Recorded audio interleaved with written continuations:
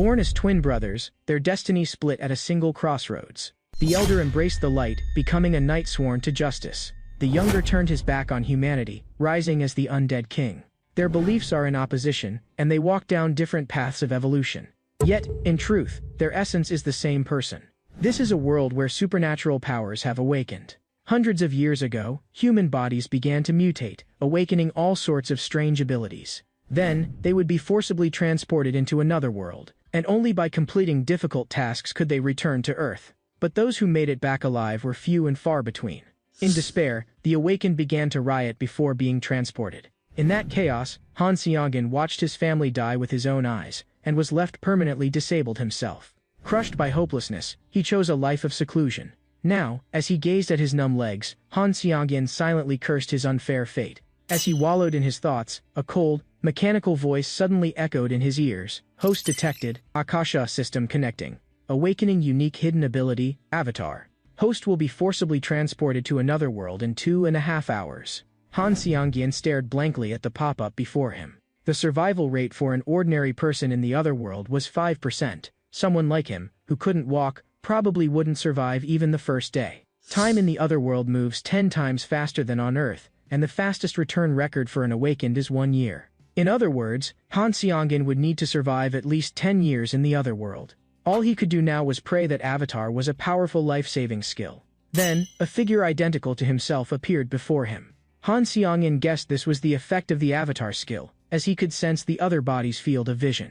A wild idea suddenly struck him. He closed his eyes tightly, directing his duplicate to walk toward the teleportation array. Watching the system confirm successful teleportation, Han Seongen gasped for breath. But he soon sensed something strange. He had let Avatar take his place in the teleportation, yet he could clearly feel his own body arrive in the other world as well. It felt as if Han Seongen's soul was controlling 2 bodies at the same time.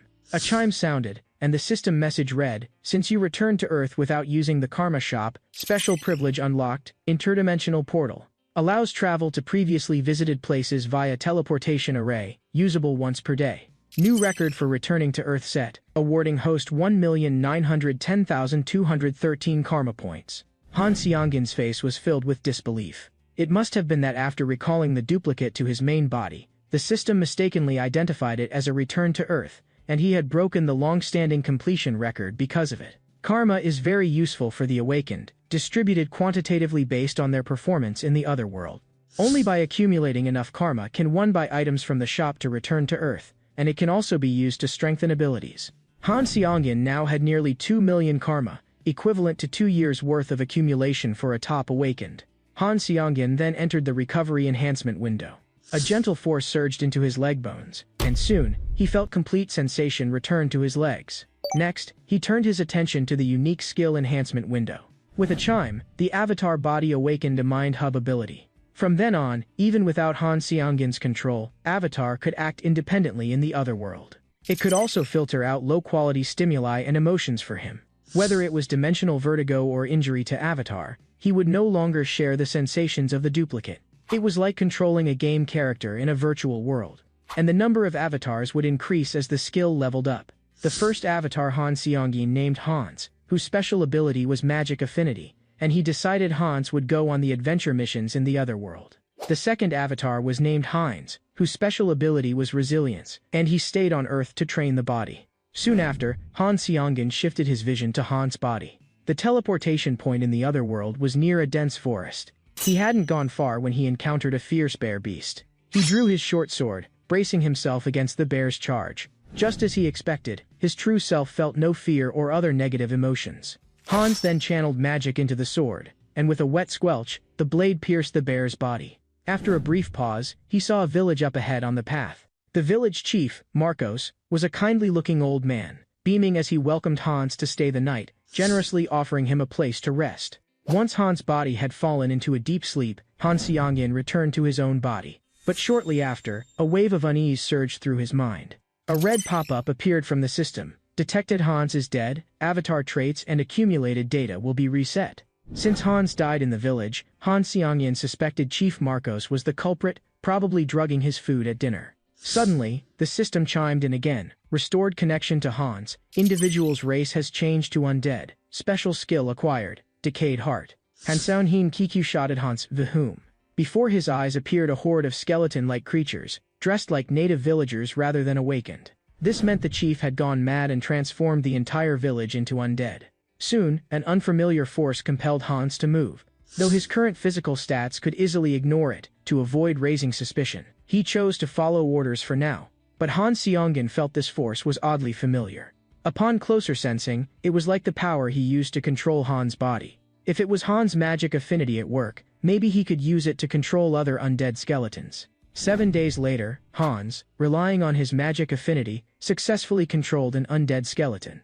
During this time, he also discovered that besides controlling undead creatures, he could also control some small animals. This greatly improved his options for nighttime reconnaissance. Through vision sharing, Hans found that every night, Chief Marcos's associates would go to an abandoned wooden house. The aura emanating from within, even filtered by Mind Hub, instinctively filled Hans Seongen's real body with fear, and inside was a hint of the same decaying smell present on his own body. Hans suspected Marcos and his people were probably evil black magicians. Since there were skeletons of the same kind inside the house, it meant some ancient ritual was likely taking place there. As Hans turned to search for Marcos, a powerful energy silently pierced his body. Marcos's figure slowly approached, but thankfully, he didn't notice the aura Hans had left behind. The next day, a young man appeared in the village. He claimed his older brother was lost here, and wanted to meet Chief Marcos for information.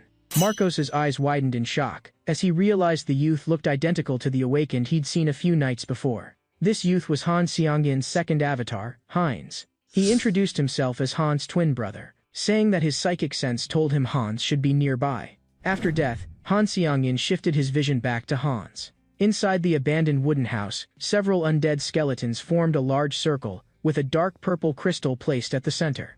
Hans Seongen was right. Marcos was indeed using black magic to siphon the soul power of the skeleton villagers. The system identified the crystal as a shard of the undead king. In the face of this crystal, Hans felt an overwhelming sense of oppression. What was the true origin of the undead king? If a mere shard could wield such power? Taking advantage of the distraction, Hans used his magic affinity on the undead skeletons. Instantly, a flood of negative emotions surged in, and in the next moment, Hans' mind felt as if it were being overwhelmed. A system chime popped up. As the individual meets the conditions for growth, elite undead Hans evolves into a necromancer. Special circumstance. The black magic hidden within the shard has fused with the individual. Progress of the undead king's shard reaches 1/3. Special skill acquired. Sinister wisdom. This must have been the effect of magic affinity, with the undead king's shard merging into Hans' body to trigger evolution. Soon, Hans used his magic affinity to completely seize command of the skeleton army. The scene startled the guards, as they realized the skeletons were now totally out of control. Moments later, the barricaded door, reinforced by a black magic barrier, was violently breached by the skeleton army under Hans' command. This was thanks to his newly gained sinister wisdom skill. One glance was all it took to comprehend evil-aligned magic. Chief Marcos exuded a chilling aura, striding rapidly toward Hans. He angrily demanded Hans reveal the location of the undead king's shard, saying he could no longer sense its presence. Hans nonchalantly conjured a phantom image at his heart. This infuriated Marcos, who declared he could not tolerate Hans fusing the undead king's shard into a low-level body. He brandished his magic staff, the air filling with a mysterious energy. All the black magic in the area seemed to be at his command. This was his skill, Finger of Death. The ground rumbled as massive spikes erupted from below. Hans remained unfazed, simply conjuring an energy shield and effortlessly absorbing the attack. The scene left Marco stunned. He hadn't expected Hans to be so well-versed in black magic. With a sweep of his hand, the souls of all the black magicians in the village converged on his location. Several souls merged, slowly forming a jet-black crown. He chanted under his breath, seemingly preparing a powerful spell. But Hans was no longer interested in wasting time. With a bang, Marcos was struck by a powerful force, his body hurled backward uncontrollably. An unprecedented fear seized his heart.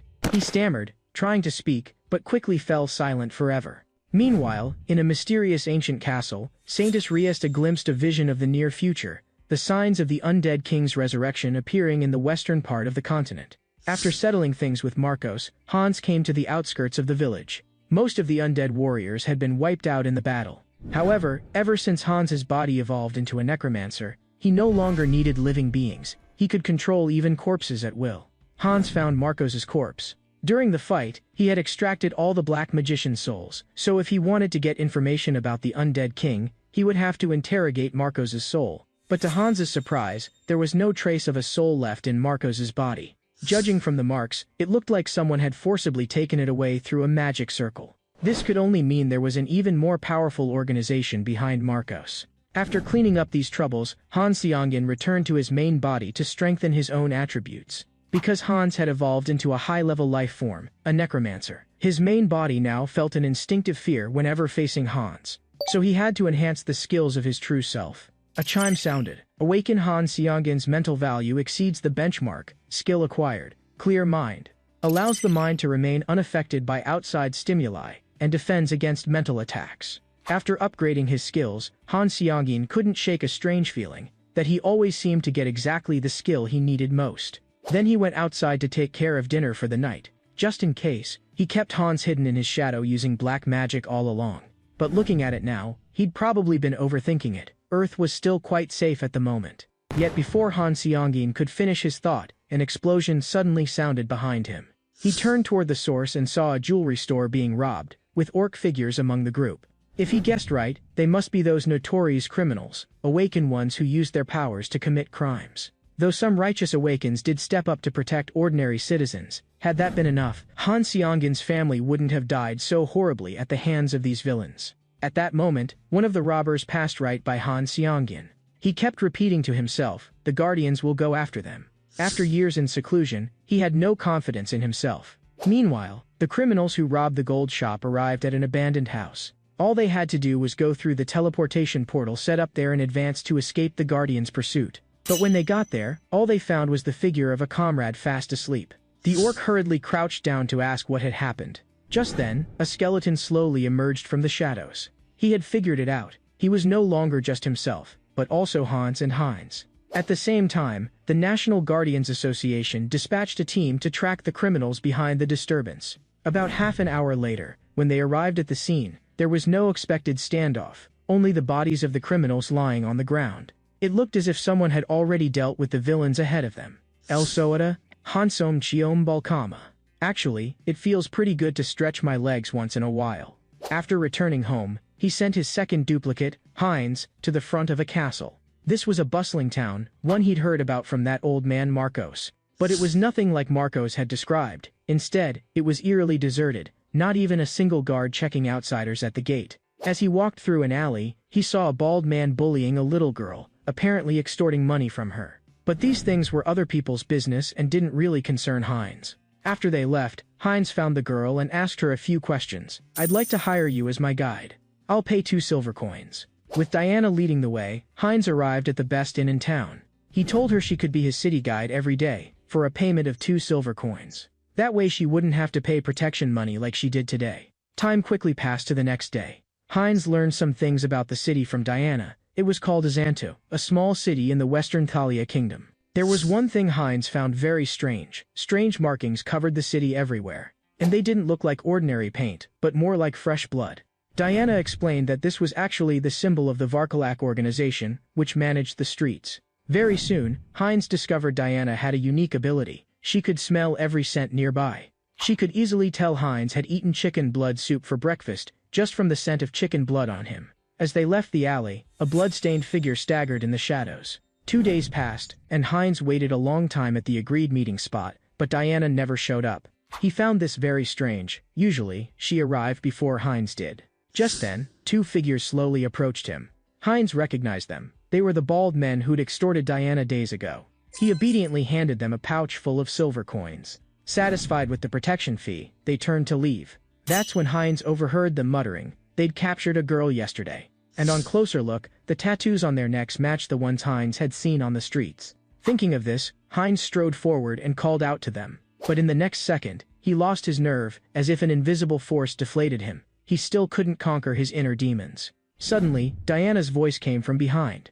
Heinz turned around, realizing he'd misunderstood. But by then, the bald man was already coming at Heinz with his fist raised. Heinz didn't think too much and just handed over all his silver coins. Because he saw the pain on Diana's face. Heinz comforted her. "Can you tell me what happened?"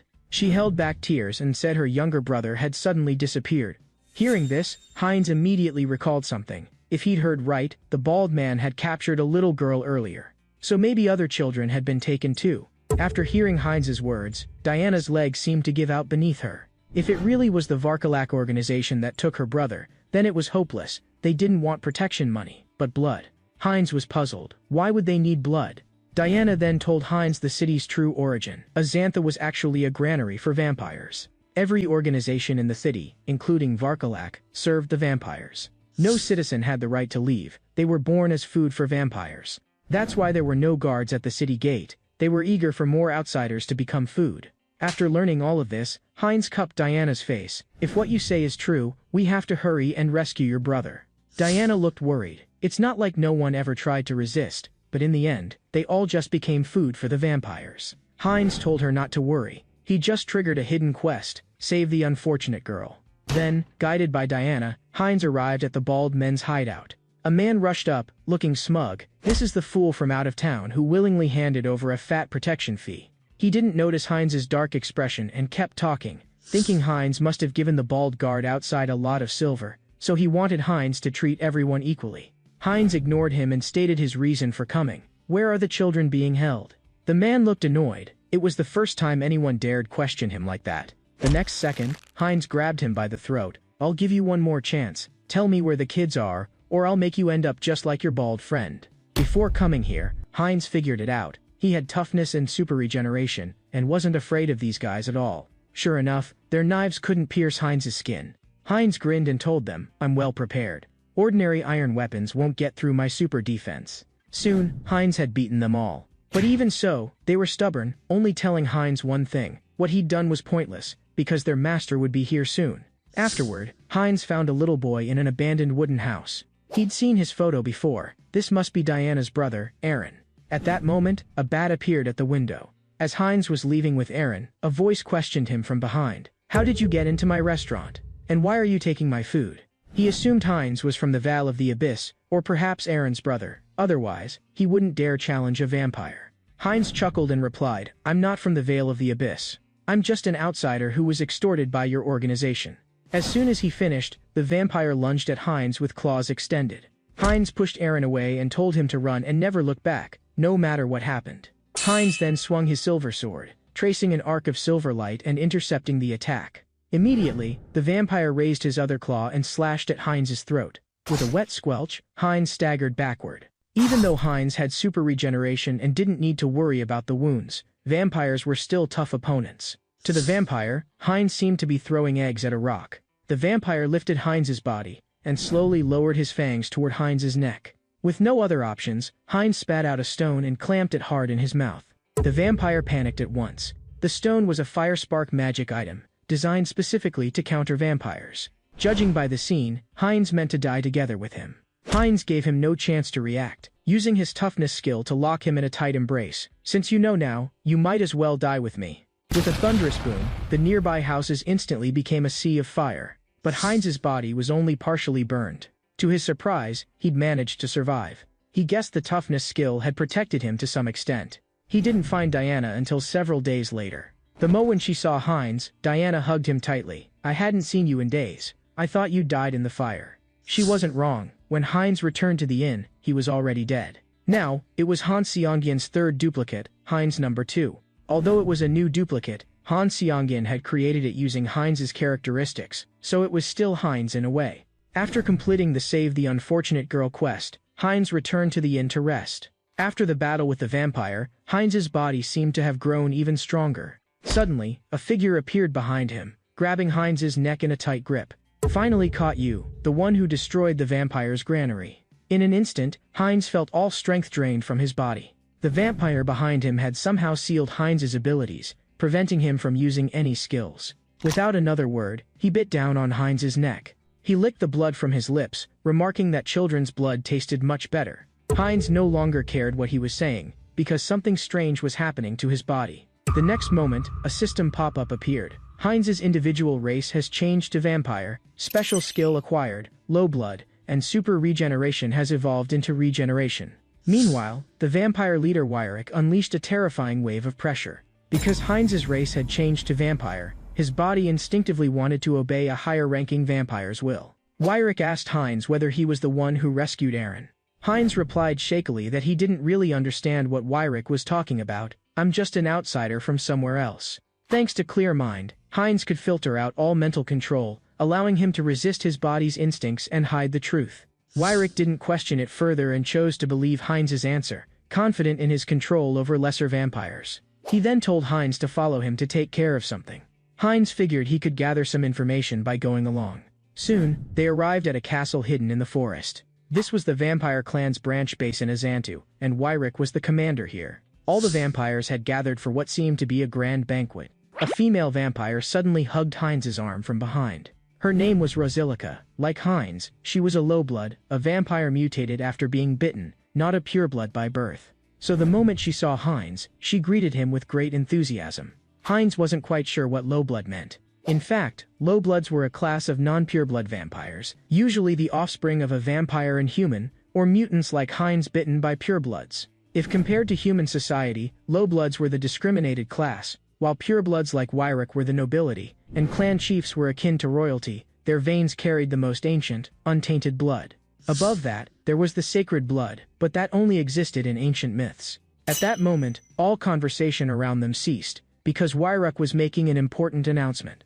He had just received word that members of the Vow of the Abyss had vanished with a shard of the undead king.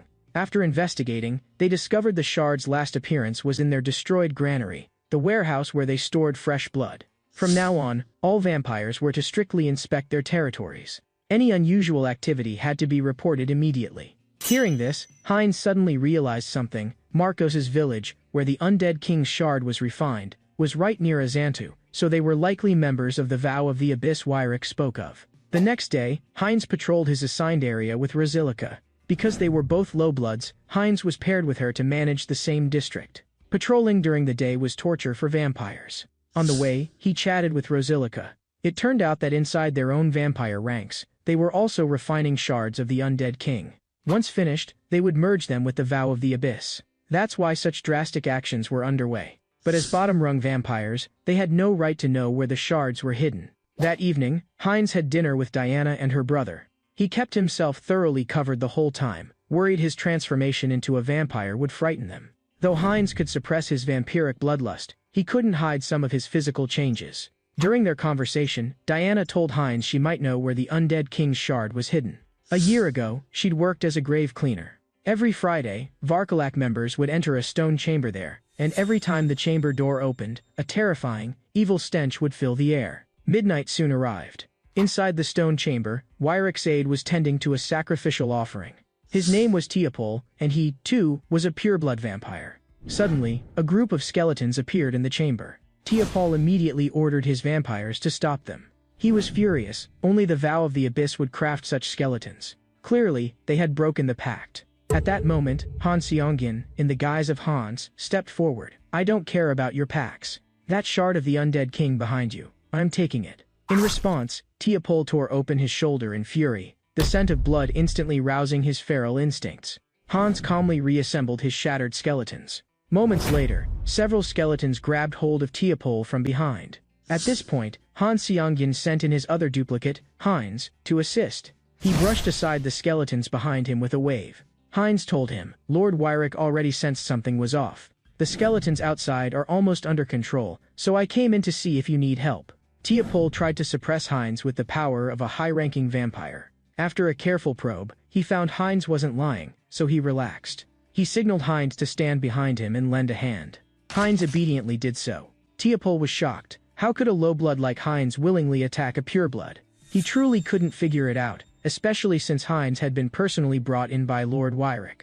At that moment, two tendrils of black magic tightly bound Teopol's hands. He finally realized Heinz must be collaborating with the skeletons. Before long, Heinz had drained all the blood from Teopol's body. System prompt: you have gained pureblood vampire blood. Skill acquired, blood magic. Heinz then tried using blood magic on the barrier before him. Since it was Teopol's skill, the barrier shouldn't reject it. Sure enough, it unraveled instantly, and inside lay the second shard of the undead king.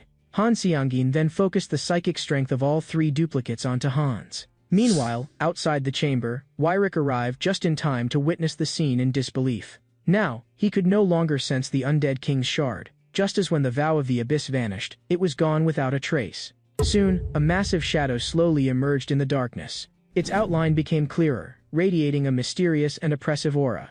Seeing this, Wyrek quickly ordered his vampires to concentrate their attacks on the shadow. But all their attacks felt like nothing more than a tickle to Hans. Having absorbed the second shard, Hans underwent another evolution and became an Archlich. Undead King Shard Collection Progress, February 3rd.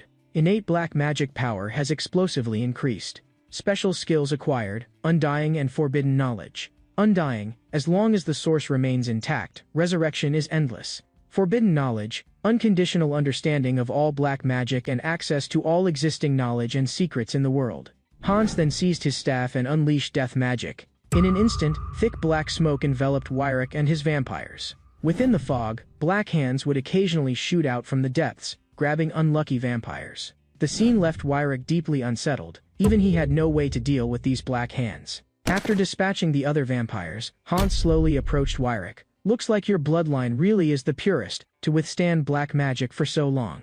But now, just relax and become my blood bag. Muminjlete, Hanson Chiona Tfange Devodriuk.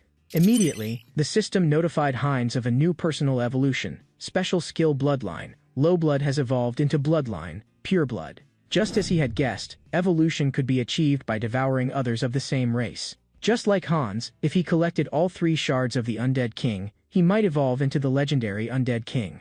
Devouring kin also allowed him to grow much faster. Meanwhile, elsewhere, the remaining low-blood vampires were forced to leave Azantu after Wyrek's death. Now, they could only return to their base and beg headquarters for reinforcements. Hans, for his part, stayed in Azanta to deal with the remnants of the Varkalak organization. Han Seongyin, meanwhile, controlled Heinz to accompany the Diana siblings to Rafaela City in the eastern continent, because their uncle ran a shop there. After all, the siblings had no other relatives in Azantu, and Heinz couldn't protect them forever. Still, after spending so much time together, parting so suddenly brought a sense of regret. Since his parents' death, Han Seongyin hadn't felt this way in years. Ever since awakening his powers, his personality had changed drastically. A few days later, he returned to the village again. The space Hans gained after his evolution was just right for imprisoning these vampires. And if possible, perhaps he could even open this space on Earth. At this moment, Wyrek was full of resentment. He'd never been treated like this before. Back then, Heinz had only taken his blood, not killed him, because Heinz thought keeping these vampires alive might prove useful later. Wyrek could also tell that those from the Veil of the Abyss were refining the Undead King's shard inside Hans, because he sensed more than one powerful force within him. Hans admitted his identity without hesitation. "You're not wrong. I am indeed Hans, of the Vow of the Abyss." At this, Wyrek raised his hand to cast the blood barrier. It was a barrier condensed from the last of his true blood. Hans tested it a bit and found it hard to break in a short time. Plus, he'd already expended a lot of energy capturing them here. So, he dismissed the summoning and returned to the real world. No sooner had he left, a silver arrow came whistling toward one of the vampires. Wyrek recognized it instantly, a silver arrow crafted specifically for paladins to hunt vampires. At that moment, a sizable paladin crusade, clad in silver armor, came charging at them with overwhelming momentum. After returning to reality, Han Seongyin still found it hard to believe everything that had happened. First he saved the poor, helpless Diana, then single-handedly wiped out the evil vampire group, saving Azantha from tragedy. Being a savior hero, he'd never even dared dream of such a thing before. Thinking of this, Han Seongyin opened the system window. After all he'd done, he'd surely racked up a lot of shop points. Yet to his surprise, he now had over 700,000 karma. He guessed it must be the influence of the black magicians and vampires. Since they belonged to different races, quests involving them were extremely hard, so it made sense the rewards were so generous. Han Seongyin decided to keep upgrading his skills. Moments later, the system notified him that the maximum number of summoned clones had increased. He also gained a new skill, Math. The main body could place its emotions into a clone vessel. Immediately, an idea flashed through Han Seongyin's mind. Now he understood why he'd gained this skill. All his new skills always seemed to fit what he most needed at the time. He'd grown close to strangers, and helped others defeat powerful enemies. Every time he accomplished these things, he'd feel emotions he'd never experienced before. But for years, Han Seongyin had locked his heart away, so his spirit hadn't grown stronger along with his body. All those accumulated negative feelings, loneliness, sorrow, had eroded his heart to some extent. so this math skill could help him deal with his current predicament. But placing emotions into it wasn't like instantly erasing them, it felt more like slowly tucking them away in a drawer. After absorbing these feelings, Han Xiangying worried that Hans might not be able to handle such a load of negativity. Hans reassured Han Xiangying, pain and despair have always been life's unavoidable companions. For a necromancer, it's not a big deal. As soon as he finished speaking, Han Xiangying froze. Those were words he himself had once told Hans, but hearing them spoken back in a different tone felt strangely new. It seemed that after taking on his emotions, these clones were becoming more like independent beings. At that moment, Han Xiangying heard an explosion outside. Once again, he hesitated inside. There were surely thugs causing trouble in the city, but he still struggled to overcome his fear. Hans walked up to Han Xiangying and said firmly, "Eliminating evil needs no reason, so you don't have to hesitate." Han Xiangying suddenly realized he wanted to stop these incidents more than anyone, but habit had made him keep running away. But now, he was no longer the cripple he once was. From this moment on, he had no reason to ignore the chaos. Han Xiangying then sent Hans to the scene of the incident. After surveying the area, he cast the necromantic spell Eye of Darkness, using his mastery of all black magic to search for the thug's lair. Not far away, several thugs were bullying ordinary people, and through Eye of Darkness, he caught the whole scene. Beyond that, he saw many similar disturbances in his vision. He spent the whole night sweeping the area clean of thugs. He wasn't worried they'd cause trouble again, since he'd left an indelible mark of terror on their souls. At any sign of criminal intent, they'd suffer excruciating pain. But Eye of Darkness had a clear limitation, its power faded under light. So during the day, hunting thugs would be much harder. He came up with an idea. There were plenty of pigeons scavenging around the city. If he could control them, the problem would be solved. That's why so many people were drawn to black magic. It let you command all sorts of creatures at will. But Hans chanted for a long time, unable to control the pigeons. He guessed summoning type magic depended on the target species. Pigeons were clearly much harder to control than undead skeletons. So he teleported to a cave in another world. After all, casting black magic on Earth was just too risky. Before long, Hans finally succeeded in enslaving a pigeon. He then imbued the spell with infectious properties, so now, all the pigeons would follow his commands. Let's call them the children of the devil for now. Meanwhile, the Paladin Crusaders had wiped out the vampires as anti-base. And from Wyrick, they gathered intel. The vampires were only collaborating with the undead king's descendants.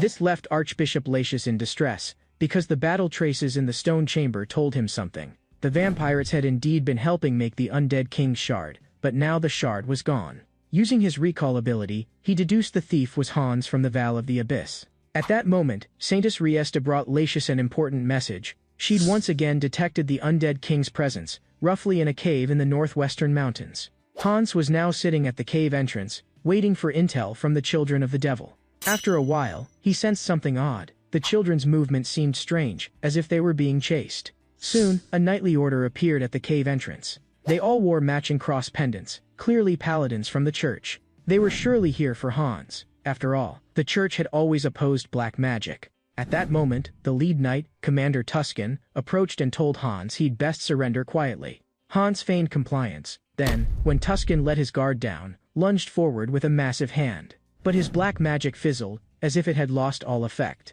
Tuscan's sword pierced Hans's chest with ease. Hans was baffled. Even though I have the undead king's black magic, I only use it to punish evildoers. Doesn't that mean I'm doing the same thing as you so-called holy folk? Tuscan cut him off. The moment you chose to acquire black magic, you became no different from the bad guys. Hans then noticed something was wrong with his body. Something had been interfering with his magic from the start. As he thought, singing voices drifted over.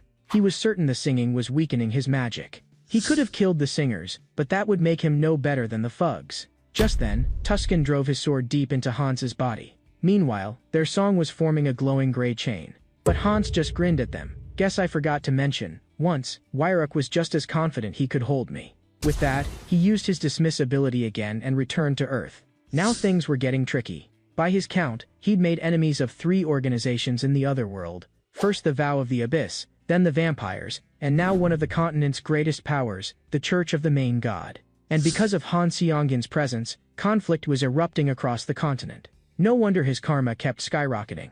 At this point, the children of the devil had already begun moving.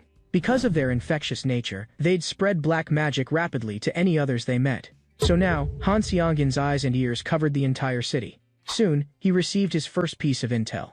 By the time he arrived, the thug was in the middle of tormenting a girl. Seeing this, Han Seongyan rushed forward to stop him.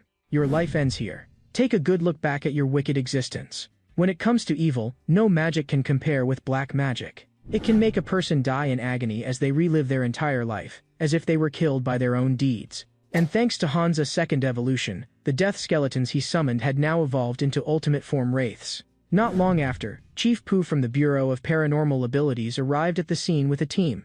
After examining the site, they realized this looked a lot like a criminal they'd been tracking for a long time. And from the traces nearby, it seemed like the work of a guardian, since they detected large amounts of black magic residue. Now, they were very eager to meet this guardian, especially since it was the first time a guardian had left such obvious marks while on duty. At the same time, the Guardians Association received a joint investigation request from the Bureau of Paranormal Abilities. They found that this case was very similar to the recent incident where the trio was apprehended. So, they planned to let Han Seongyan join the association as a guardian. Meanwhile, Han Seongyan projected his main consciousness into Heinz. Heinz had now safely escorted Diana and her brother to Rafaela City. When it was time to part, Diana hugged Heinz tightly. She was deeply grateful for his company over this period. If it weren't for you, I probably would have died in Azantha forever. But she still worried about Heinz, since she noticed his personality had changed a lot. This made Heinz pause for a moment. Was it the effect of the mask? Previously, Han Seongyan had given his negative emotions and desire for recognition to Heinz, which is why Heinz would do things to draw attention, like disguising himself as a guardian to punish evildoers. Heinz, on the other hand, had been given silence and lies. He hadn't expected Diana to notice the change so quickly. After saying goodbye to Diana and her brother, Heinz headed to the kingdom's capital, Teleria. Besides being the royal capital, it was also the headquarters of the main god church. Heinz found a secluded spot and summoned his fourth clone, Heinrich. His individual trait was warrior's body, which allowed him to gain skills and experience through training. His previous clones all had identities that couldn't see the light of day, so he needed a legitimate front to survive in the holy city. This time, the new clone would become a respected light swordsman. Heinrich then went to the cathedral, offering everything to the main god, and asked to inherit the god's will and become a paladin. The scribe, however, was clearly opposed. Even if he's donated a lot of money, letting someone with an unknown background become a paladin is basically blasphemy. The knight commander thought he was overreacting. The scriptures clearly say that truly evil people will inevitably reveal their true nature during paladin training. Heinrich just smiled and told them, "Then you're welcome to keep an eye on my true nature." But he hadn't expected paladin training to be this grueling. Not only did he have to train more than 12 hours a day, he had to recite those damned prayers during practice. At first, Heinrich couldn't understand the point of it, but after a month, he realized. In extreme situations, repeated prayer solidified faith, which in turn amplified holy power. He couldn't tell if everyone here had been driven mad by the ordeal, but they always stared at his body with strange looks. In the blink of an eye, 3 months had passed. Thanks to his super regeneration and the warrior's body trait, Heinrich stood out in training camp and quickly became the top rookie. Only now was he eligible for the paladin baptism ceremony, and the timing was even earlier than in previous years. Heinrich could roughly guess why. Most likely, the church urgently needed to boost its forces to hunt the undead king's descendants. The so-called baptism was actually a kind of exchange. The recipient would offer all their magic power to the main god, after which they'd never be able to wield magic again. In return, the god would bestow blessings, granting them powerful holy strength. But the size of the blessing varied, and the main factor was the recipient's faith in the main god. When facing the divine, the purer the trust, free of lies, the more likely one was to become a powerful paladin. Heinrich had nothing to worry about here, and this was one of the reasons he was so eager to become a paladin. Because he'd already used Mask to imbue Heinrich with all the feelings of trust. And, to let the main god sense the purest faith, he focused all his clone's spiritual power into Heinrich.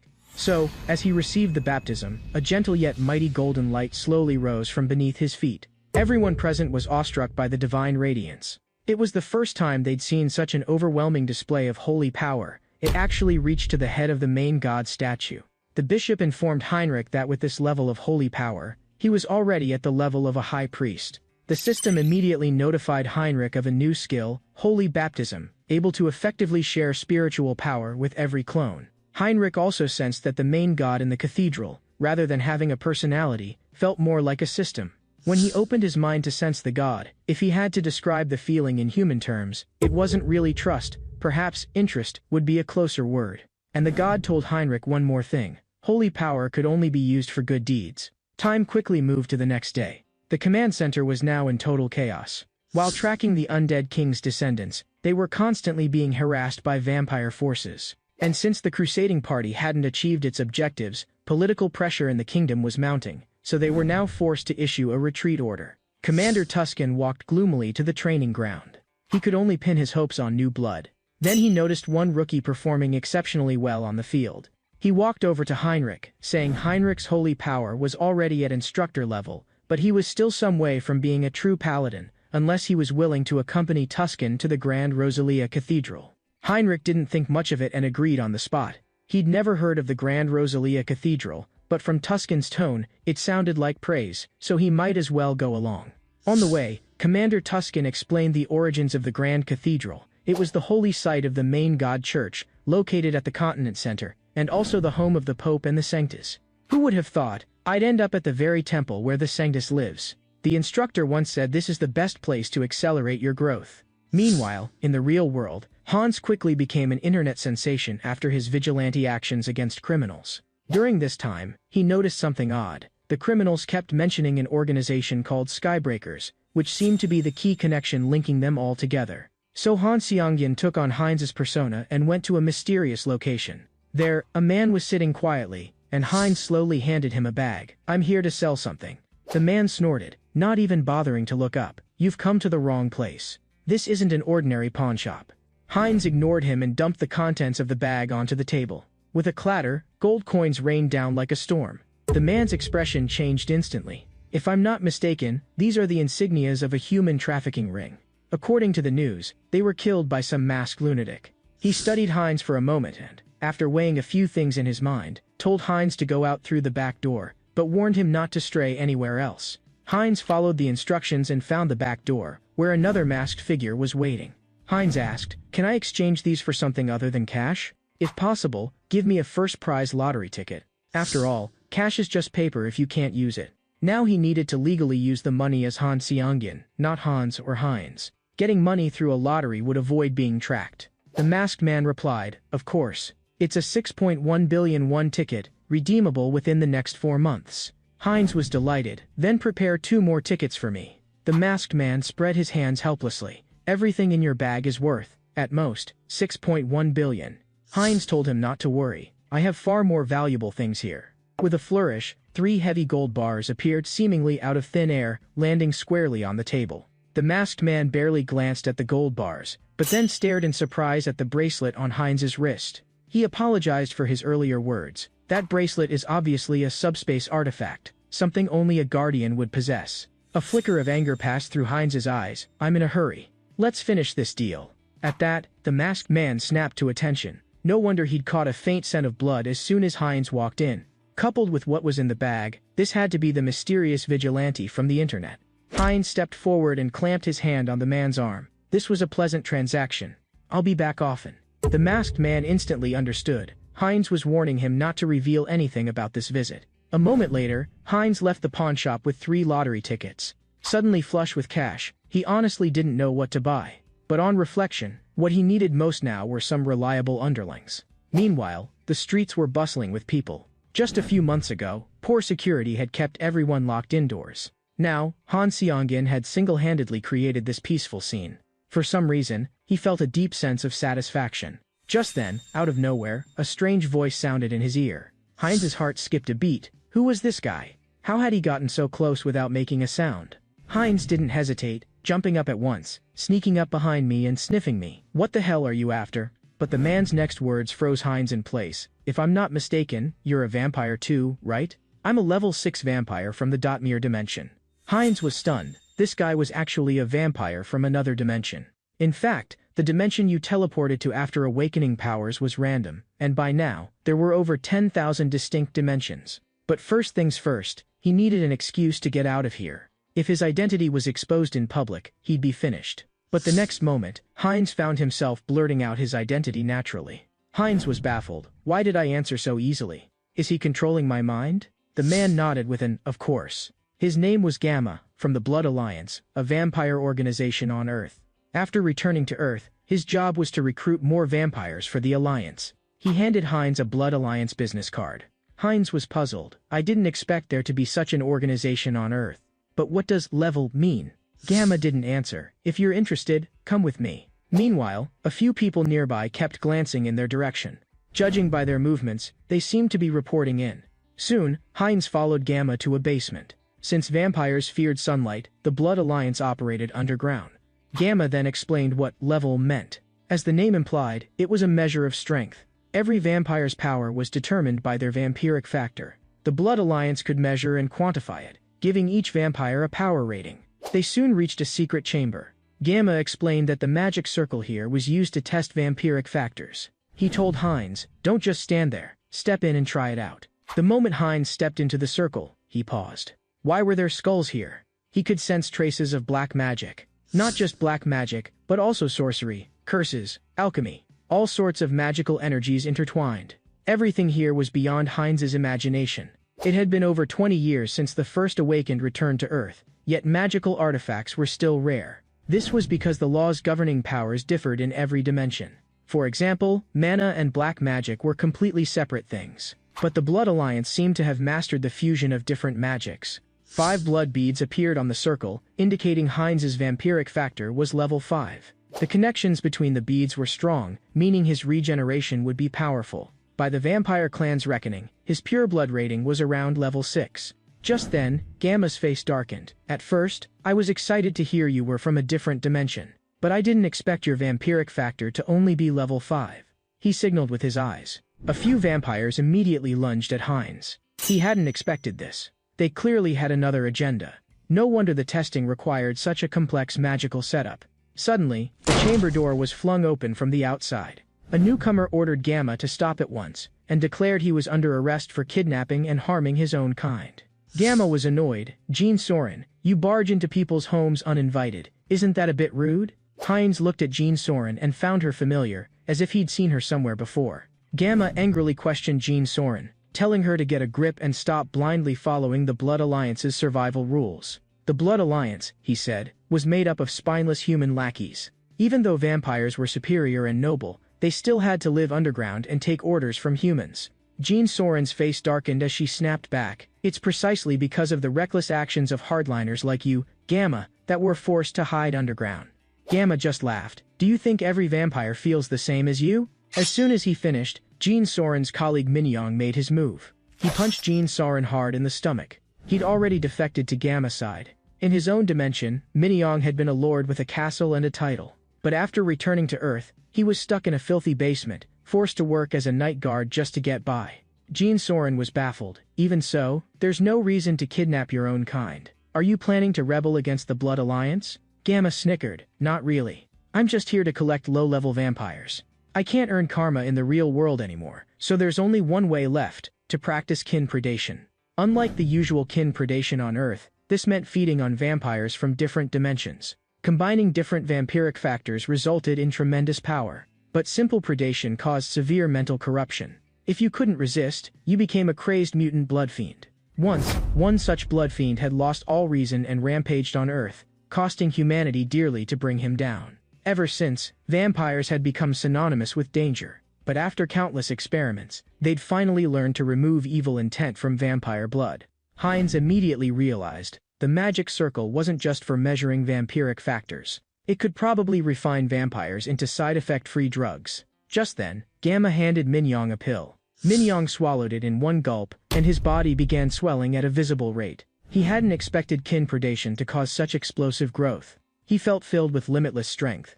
He grabbed Gene Soren's throat. This isn't nearly enough. Turn her into a pill, too. Gamma sneered. Leave Gene Soren for later. There's still a pureblood vampire waiting for me. But as soon as he met Hines's gaze, Hines gave a wild grin. You guys have some interesting ideas. Now I'm actually curious. How strong will I become after eating you? As he spoke, a great door made of skulls appeared before Hines. Hans stepped out from within, followed by dozens of terrifying undead skeletons. Gamma and his men froze. What the hell are these things? Minyong ignored them, swelling his body even further. With a bang, he smashed his fist into 2 skeletons. Minyong bellowed, let's all die together. Hans studied him closely. His body was so twisted, he barely looked like a vampire. Did vampires from every dimension look different? While thinking, Hans casually unleashed a black magic spell and sent Minyoung flying. Heinz stepped up and caught him squarely. Since you're offering yourself up, don't blame me for being rude. With a squelch, Heinz opened his jaws and bit down on Minyoung's neck. Gamma panicked. Heinz was actually devouring his own kind. Wasn't he afraid of turning into a blood fiend? Direct kin predation did indeed cause powerful mental pollution. Heinz could hear all sorts of twisted thoughts inside Minyoung's body. Soon, Heinz was overcome by a feverish sensation. Different vampiric factors were fusing and evolving. Sure enough, the system popped up a window, congratulating Han Xiaogian on 2 new traits, Insight and Concealment. Insight instantly gauges an opponent's physical state and abilities. Concealment erases all traces of self and environment. He also gained a special skill, Hybrid Evolution. His physical abilities skyrocketed, and every time he acquired a new vampiric factor, he gained all their bloodline abilities. Vampires possessed unique powers based on their lineage, but Heinz could now rob them of all their abilities through Hybrid Evolution. His arm was already showing the same mutations as Minyoung's. Gamma was dumbstruck. How could Heinz stay sane while feeding on his kin? And he even looked like he'd just undergone a physical evolution. Heinz sauntered over and grinned. Want to know how to avoid mental pollution? It's simple, just ignore those evil thoughts while you feed. He then used his insight power, clapping a hand onto Gamma's head. It turned out Gamma was being directed by the Skybreakers organization, and the contact on the other end was called Beta. Apparently, all these complex magics originated from the Skybreakers. A moment later, Heinz had brought Jean Soren back to the apartment building. She'd been unconscious for quite a while, so she was curious how they'd managed to escape. Seeing the confusion on her face, Heinz said, "Do you know Folk Mask? The terrifying guy who took down every criminal gang in the city in one go. I took the chance to slip away when he attacked Gamma." Jean Soren burst into tears of relief, deeply grateful to Heinz for saving her life. She explained she was a vampire from the Nocturnia dimension. But there was something about her face and voice. Heinz felt sure he'd seen her somewhere before. Jean Soren stared at Heinz without blinking. "Big brother savior, which organization are you from?" Heinz replied, "No need to call me savior, my name's Heinz. Just call me Heinz from now on. And actually, I just returned to Earth, so I'm not part of any group yet." Jean Soren got so excited she could barely contain herself. She thought Heinz should join Blood Alliance, since most vampires belonged to it. They were mostly moderates there, and the blood center could provide a steady supply of fresh blood. Heinz thought it over and agreed to her invitation. It was about time Heinz found himself a job. As soon as they arrived at Blood Alliance headquarters, a little girl ran into Jean Soren's arms. She clearly looked like a vampire, but as far as Heinz knew, there weren't any returnees on Earth that young. Jean Soren noticed Heinz's confusion. The little girl's name is Manhwa. She was born and raised on Earth. Her father is the actual returnee. He turned her into a vampire to cure her terminal illness. That explained to Heinz why the government strictly regulated vampires. After all, their infection rate was high. If things got out of hand, over half the population could end up vampires in no time. Jean Soren reassured Heinz, "Actually, there's no need to worry too much. Infecting someone on Earth takes several times more power." And to let Nahue enjoy sunlight even after infection, her father went to great lengths. Then Jean Soren led Heinz to an apartment room, saying this would be his dorm, and to let her know if he needed anything else. At that moment, Heinz finally realized something. Jean Soren's hand gesture was just like that of a certain popular streamer. Heinz's words made Jean Soren blush for no reason. "Wait, are you a fan of mine?" Heinz looked a little embarrassed. "Not really, I just saw you on the recommendation page once or twice." Actually, Jean Soren had been an idol trainee before, and after returning, she went back to streaming. Heinz was curious. "So, how old are you now?" "I'm 22 now. I remember awakening when I was 18. What about you? When did you awaken?" At that, Heinz turned and bolted for his room. "What the hell?" Jean Soren kept calling him Happa, thinking she was younger, but Han Xiangin was actually just a 20-year-old college student. Afterward, Heinz looked up Jean Soren's streaming account on his phone, and saw that she'd recently posted a notice about suspending her stream. She must have gone after Gamma and the others. She was really lucky. If Heinz hadn't been there, it probably would have been her last announcement. The next morning, Jean Soren was visibly anxious. "I just got news that Blood Alliance colleagues went to the scene yesterday, but it had already burned to ashes. There wasn't a single clue left. Now there's no way to go after the hardliners." Hearing this, Heinz touched his mouth awkwardly. Thank goodness he'd reminded Hans to erase all traces before leaving. Heinz then asked Jean Soren a question. Could you send me the addresses of the hardliners? To reassure her, he explained, since I'm your friend, of course I support the moderates. I'd better avoid the hardliners, just to prevent any conflict. Jean Soren didn't suspect a thing, and immediately exported a file with all the hardliner addresses from her phone. Heinz wanted this intel because he was now at the final stage of pureblood. By Earth's vampire standards, he was between levels 6 and 7. So Heinz needed to prey on his own kind to reach the truest blood, and the hardliners were the perfect meal. He quickly tracked down the hardliners using the map. Thanks to his concealment trait, they never knew who killed them, even as their blood was drained. Among the hardliners was one of Gamma's associates, and using insight, Heinz found out some intel. He'd gathered all the hardliners for an important meeting. Heinz chuckled, looks like I've stumbled onto a hardliner summit. Saves me the trouble of hunting them one by one. After preying on some of his kin, Heinz gained a new trait, Sanguine Blossom. If the user doesn't wish it, it will burn forever and only destroy the specified target. He used Sanguine Blossom to erase physical evidence, and Concealment to hide magical traces. Now, no one would ever be able to track Heinz. Suddenly, Heinz's heart began pounding wildly. The sensation was familiar. He was about to evolve again. With a chime, the system notified Heinz, Special Skill Bloodline. Pure Blood has evolved into Bloodline, True Blood. Due to hybrid evolution, he gained the skill Blood Flow Amplification, raising the limits of his regeneration. Regeneration also evolved into Super Regeneration. With Blood Flow Amplification and Super Regeneration combined, even an arterial wound would heal instantly. The two skills together were practically broken. If he absorbed nearby blood during battle, he'd be nearly impossible to kill. If True Blood was this powerful, the legendary Sacred Blood must be even more so. After a while, Heinz returned to the apartment. Jean Soren had just finished streaming. Heinz told her he'd fetched her a letter on the way back, and inside was evidence of crimes committed by the hardliners. But the letter was signed anonymously. She couldn't guess the sender's identity, but the actions reminded her a lot of Folk Mask. This got her thinking. She'd only ever told Heinz about the hardliners.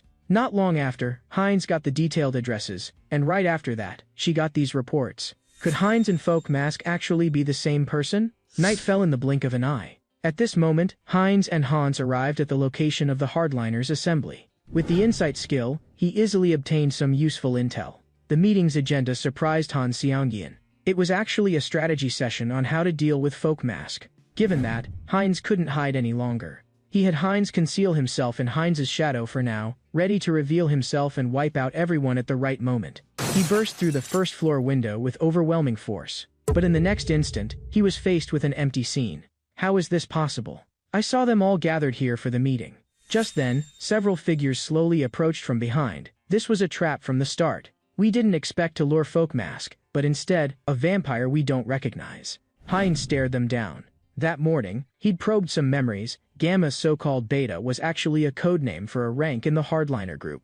The leader was Alpha, followed by 2 Betas and 13 Gammas. Aside from that, there were some obvious humans present, which meant they must be from the Skybreakers. But right now, Heinz still couldn't figure out exactly what they were after. The next moment, his gaze sharpened, and he activated blood flow amplification, making their blood boil violently. He seized a head nearby and began to feed. All the vampires jolted in shock. How can he feed on his own kind with just his hands, and without any sign of mental corruption? Heinz gave a sinister chuckle. You should worry about surviving before you worry about that. At that moment, a shadowy figure slowly materialized on the other side, blocking their escape. Weren't you just plotting against me? Why are you all in such a hurry to leave now? Once all the exits were blocked, Heinz raised his hands with a cold grin. A moment later, 2 blazing beams of blood shot from his palms. One of the Betas was furious. Who'd have thought there was someone this powerful among our clan? He spread his hands, poised to strike the moment Heinz used both of his. With a sickening crack, Heinz's left arm was cleanly severed. Heinz snorted. Is that all you've got? The next instant, Heinz unleashed super regeneration, draining his attacker's blood dry. His left hand began to regrow before their eyes. Oh, and by the way, so long as there's blood around, I'll only get stronger, and can't be killed for good. With that, Heinz used concealment, vanishing from sight with a whoosh. While the enemy was still reeling, he delivered a brutal elbow to the man's back. After devouring his kin, the system notified Heinz he'd acquired a new vampiric factor. Blood magic had evolved into the special skill Arcane Blood. Heinz could now control his powers at will, using them more quickly and freely than ever before. His actions infuriated the remaining Beta. So, you've mutated into a raving blood fiend. No wonder you have these bizarre abilities. Heinz impatiently picked his ear. So what? Are you just going to stand there screaming? Wouldn't it be nice if you gave me something for my right hand to hold, too? Heinz's eyes went cold as he dragged the man toward him. At that moment, Alpha ordered his men to bring out the crystal ball. A pentagram array flared to life on its surface, then shot toward Heinz. But just then, a tall figure flashed out from behind. With a sweep of his hand, he casually knocked the attack aside. The scene fell deathly silent. That had been their trump card, but it still stood no chance. Meanwhile, Alpha slipped into the shadows, shrouded in a faint glow, preparing to use spatial teleportation to escape. He successfully appeared 10 meters outside the villa. But thanks to a barrier Heinz had set up in advance, this was as far as he could go. Still, at least I survived. But as he considered his next move, Hans's shadowy figure slowly materialized out of the darkness, Han Xiangyan's consciousness now inhabiting him. Hans clamped a massive hand on Alpha's head, intending to use black magic to probe his memories. He hadn't expected the Skybreakers to have implanted a secrecy device in Alpha's mind. However, Hans's black magic proved superior. A second later, he successfully entered Alpha's spiritual world. A figure sat quietly before him, introducing himself directly as Judicator, head of Skybreakers. I wonder, are you interested in joining us? In that case, let me ask you, what is Skybreakers' goal? Judicator's lips curled into a faint smile. Simple, guarantee the freedom of returnees, and create a world ruled entirely by returnees. Hans frowned slightly. That seems a bit ambitious for a newly emerged organization. Judicator replied, on the contrary, we've been laying the groundwork for a long time. Every act of terror on Earth until now has had our hand in it. At that, Hans could no longer contain his emotions. That meant his parents' deaths and lifelong disability were also thanks to these people. Han Xiangyan's heart pounded with fury. At the same time, a system warning flashed, emotional alert detected, core system will initiate emotion regulation. Judicator grinned. That's all in the past, nothing important. I hope you'll make the right choice. With a bang, Hans swung a fist at him, but it was stopped by a defensive barrier. This is the spiritual world. Here, mental power is magnified infinitely. In this domain, you can never defeat me. Hans gave a cold laugh. So it's a test of absolute willpower? Meanwhile, Heinrich was in the cathedral, performing Sunday prayers. He'd been part of the Grand Rosalia Cathedral for some time now. He'd met his individual goals, gained the special skill bless of mighty body, and his holy power had reached high priest level. Through history lessons here, Heinrich finally understood Saintess Riesta's obsession with Hans. Long ago, the first undead king had turned half the continent into a realm of death. Though the nations eventually joined forces to defeat him, his heart was recovered by his loyal black magician. After acquiring the heart, the magician became the second undead king, and completely destroyed the Western Empire. He was eventually defeated by a chosen hero of the church, who barely managed to shatter the heart. The heart was then divided into 3 shards and scattered across the continent. Whenever the undead king's threat arises, the main god church always stands at the front lines. So only Saintess Riesta fully understands this dark legacy. Her obsession is thus only natural. But Heinrich knew Hans's nature well. Aside from enjoying the spotlight, Hans had no evil intentions. Sensing Hans's need, Heinrich unhesitatingly channeled his spiritual power to him. Moments later, in a mysterious ancient castle, the leader of the Skybreakers, Judicator, suddenly coughed up a mouthful of blood. He hadn't expected to lose so completely in this contest of willpower. Thinking back, he'd indeed held a clear advantage at first, but Hans had grown steadily stronger, to the point of being uncontrollable. It felt as if he were facing the combined strength of several people at once. He immediately issued a top-level directive to his branch: cease all activities at once, destroy all intel, and find a way to escape the city. Meanwhile, Hans used the spiritual remnants Judicator left behind to successfully locate the Skybreakers branch. No wonder we never found them. They were hiding in the forest all along. However, by the time Hans arrived at the branch, most of their personnel had already fled. Fortunately, he was just in time to save some documents from being destroyed. They detailed the organization's crimes over the years, including the city attack plan from 5 years ago. Han Xiangyan's life had been ruined in that very chaos. Back then, he'd been powerless, forced to watch as his parents died in the upheaval. But now he finally had the strength to fight back against the Skybreakers. Yet their influence was deeply entrenched in this country. Han Xiangyan knew he needed to expand his own power to be sure of victory. He decided to use arcane blood to create a batch of blood essence. By refining and compressing Heinz's surplus blood, then implanting it into other vampires, he could pass on Heinz's legacy blood, ensuring they'd obey his orders. When all was done, Heinz went to Jean Soren and confessed that he'd been the one eliminating the hardliners behind the scenes. In exchange, he asked to meet the leader of the moderates. Soon after, Heinz met Kim Hyejin, the head of the moderates. "I'll help you wipe out the hardliners in Blood Alliance, but I have 2 conditions. First, you cannot disrupt the existing peace on Earth. Second, you must help me completely eliminate anyone connected to the Skybreakers. No harboring allowed." Heinz was ready to use force if she refused. To his surprise, Kim Hyejin agreed readily, even appointing Jean Soren as his assistant. What's more, after the hardliners were gone, Heinz would become the new faction's leader. She'd probably agreed so easily because she saw Heinz's potential. He was satisfied. Becoming head of the new faction was the first step to the Blood Alliance's core leadership. Back at the villa, Heinz implanted his vampiric factor into Jean Soren. Now she felt entirely reborn, since Heinz's blood had reached the level of true blood. Next came naming the new faction. Since this was essentially a new party, Heinz wanted the name to have distinctiveness. Since all the vampires who received the refined blood essence mutated after absorbing Heinz's factor, he decided to call it the Heterosis faction. With those matters settled, Han Seongjin returned to his true body. Suddenly, he realized a problem. If he wanted to wipe out the Skybreakers, he'd likely have to start many wars. That would endanger innocent humans, contradicting his original intent. He needed a perfect workaround.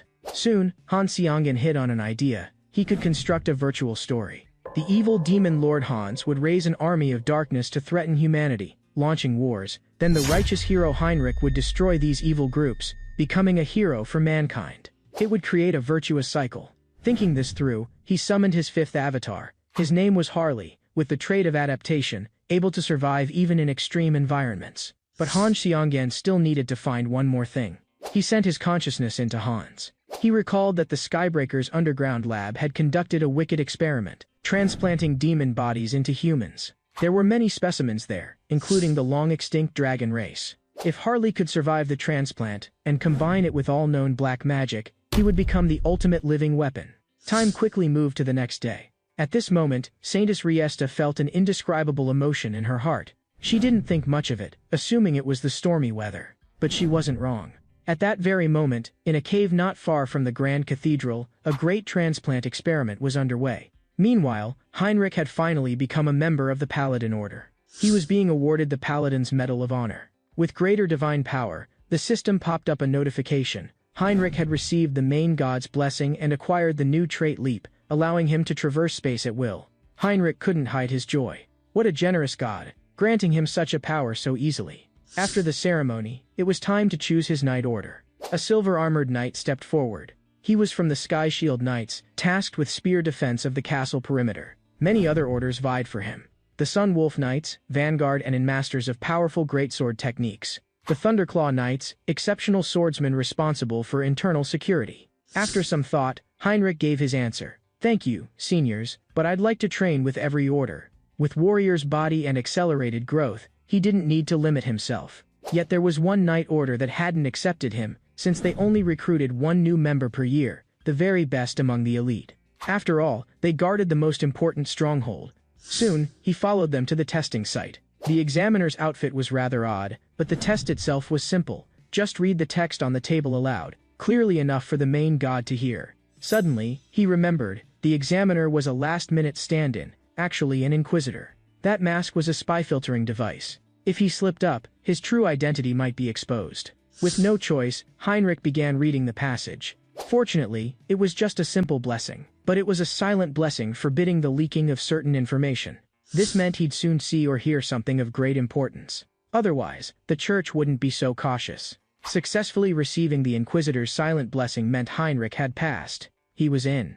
Once inside, Heinrich learned this was the Radiant Knights. That vital stronghold was the cathedral's underground vault. The ritual leader warned him to stay alert. "This will be your first and last time seeing this." She glanced at him, then slowly pushed open the stone door ahead. What Heinrich saw stunned him. Hidden beneath the Grand Cathedral, protected by countless wards and blessings, with an elite order posted at all times, was the Undead King's final heart shard. On reflection, it made sense. As one of the continent's greatest powers, the main god church would have recovered the lost shard centuries ago. Though he wanted to take the shard immediately, for night orders now guarded the cathedral. Even Hans couldn't retrieve it from the deepest vault. He'd have to devise a foolproof plan. Meanwhile, in the secret chamber of the mountain cave, Han Seongin's newest avatar, Harley, was about to complete his fusion with dragon blood. But now a mishap had occurred. The experiment had exceeded the limits of super regeneration.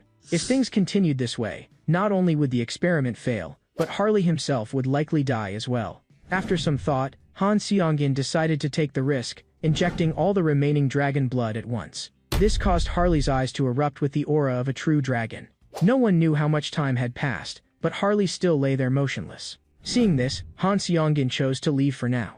After all, this place was dangerously close to the main god church's stronghold, and with the undead king's legacy on Han's, it was best not to linger. Just then, the system notified Han Seongin of a new trait, unique skill growth, allowing him to retain more avatars than before. He also gained the physical mutation trait, super regeneration evolved into the regeneration trait, and adaptation evolved into sudden mutation. Only then did Han Seongin realize, against all odds, Harley had completed his fusion with dragon blood at the last moment. Moreover, due to the influence of the sudden mutation trait, Harley seemed to have become a new species. Even more surprising, he discovered that the number of avatars could increase through natural growth, an unprecedented revelation. But first, he needed to experiment with Harley's abilities. Moments later, Harley's figure appeared in a dense forest. He could feel his senses had become incredibly sharp, to the point he could easily sense the presence of nearby monsters. His physical strength far surpassed his other avatars. He could kill monsters barehanded with ease. This would make getting stronger much simpler in the future. To maximize the benefits of the mutation trait, he had to consume monster core stones. After hunting down a few, he evolved into a large frame physique. Judging by eye, his height was close to 2 meters now, and he gained a new trait. No matter what he ate, he could digest it rapidly. With this, improving his body became twice as effective with half the effort. However, thanks to the dragon blood, Harley now preferred bloody raw meat, and often had to fight the urge to break out in wild laughter. Simply put, his body had evolved, but his mind had regressed to a caveman level. In this world, there truly were barbarians. There was a barbarian tribal alliance in the southern continent. So Harley decided to develop himself there for the time being. But to reach the south, he had to pass through the western kingdom of Terraque. As a result, Harley's massive body made him look like a monster to the locals. Although Han Seongin could sense Harley's desire to become a legendary hero, his way of leaving an impression was definitely unusual. Harley chose to stay in the Terraque kingdom for a while, planning to exterminate the monsters in the northern mountains. The city had long been plagued by these monsters, making it the perfect stage for Harley's heroism. The scene shifts back to the main god church, where Heinrich was winning sparring matches one after another. Thanks to his dedicated training, he had mastered all the martial arts of the Night Orders, and this martial experience could be shared with his other avatars. After finishing his daily training, Heinrich happened to spot the Saintess alone. He asked in confusion if she was busy with something.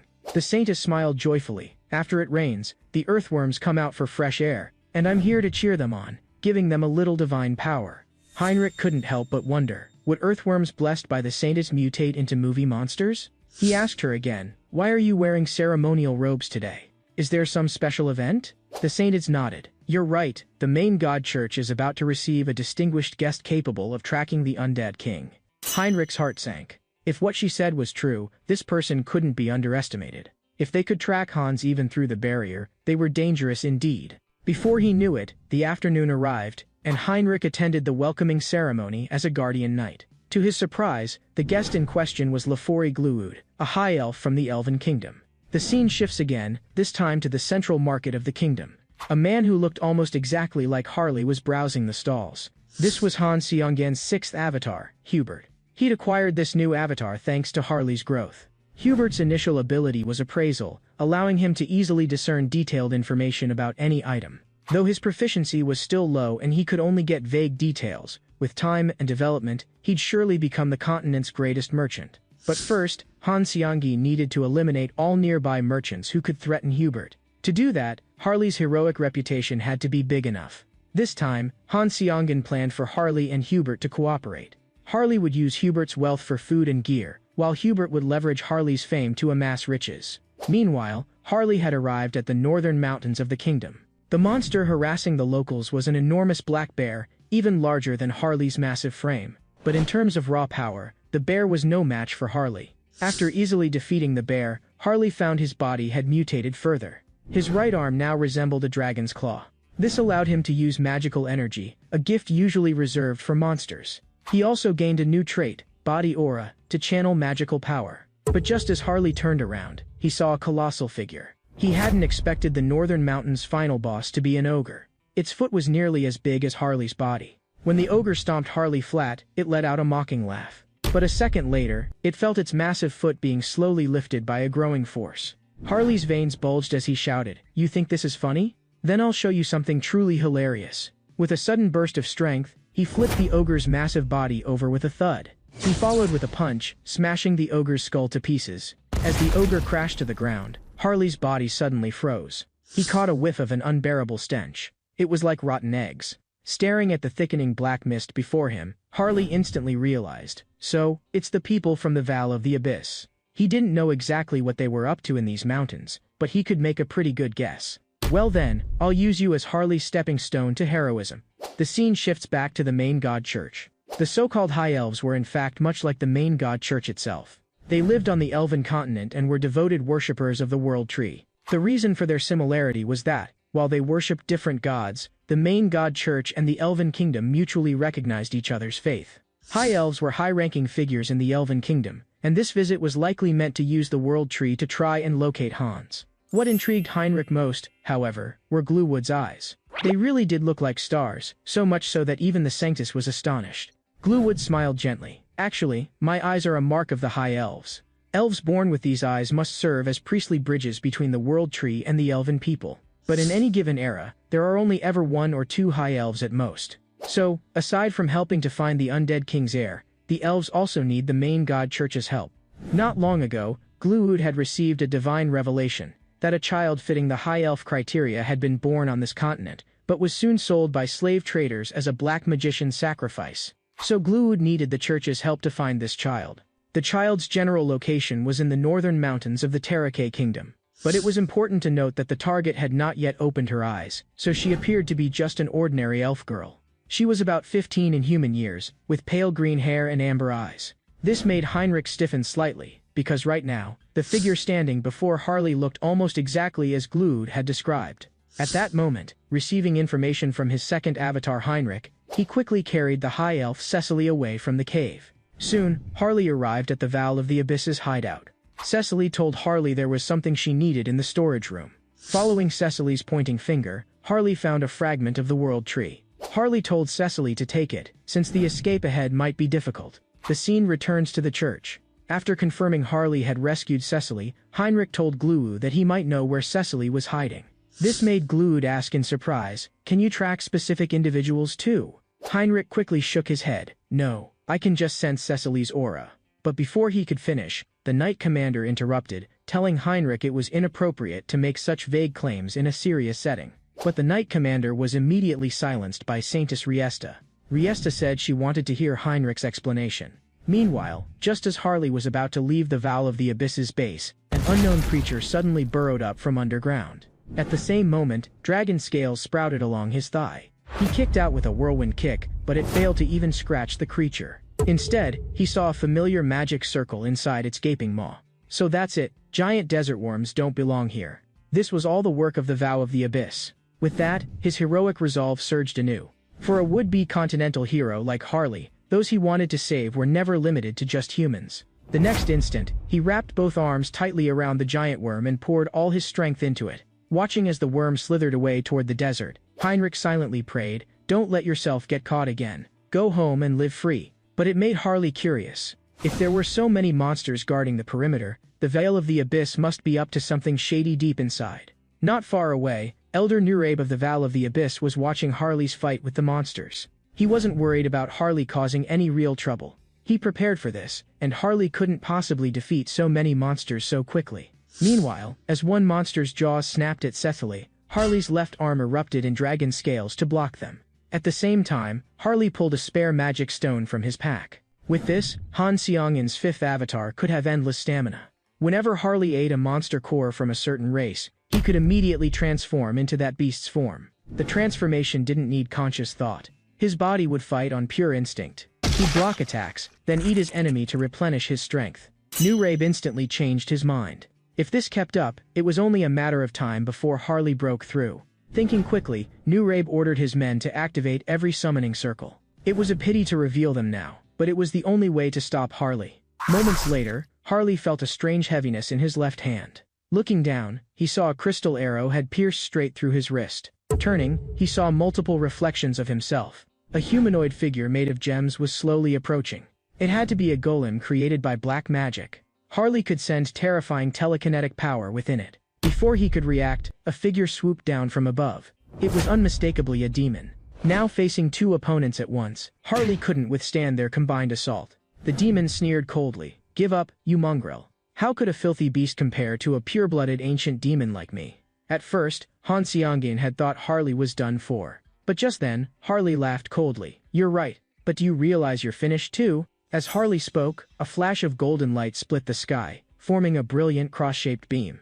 Both monsters, and even Nurabe, watching from the sidelines, were thrown into panic. He couldn't understand how the main god church had found them here. Harley grinned. "Heinrich, you're right on time."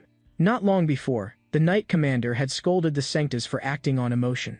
Even high elves can only pinpoint a general region. How can he claim to know an exact location? But Riesta disagreed, trusting Heinrich. Besides, when he joined the main god church, the main god expressed special interest. He must have received a revelation.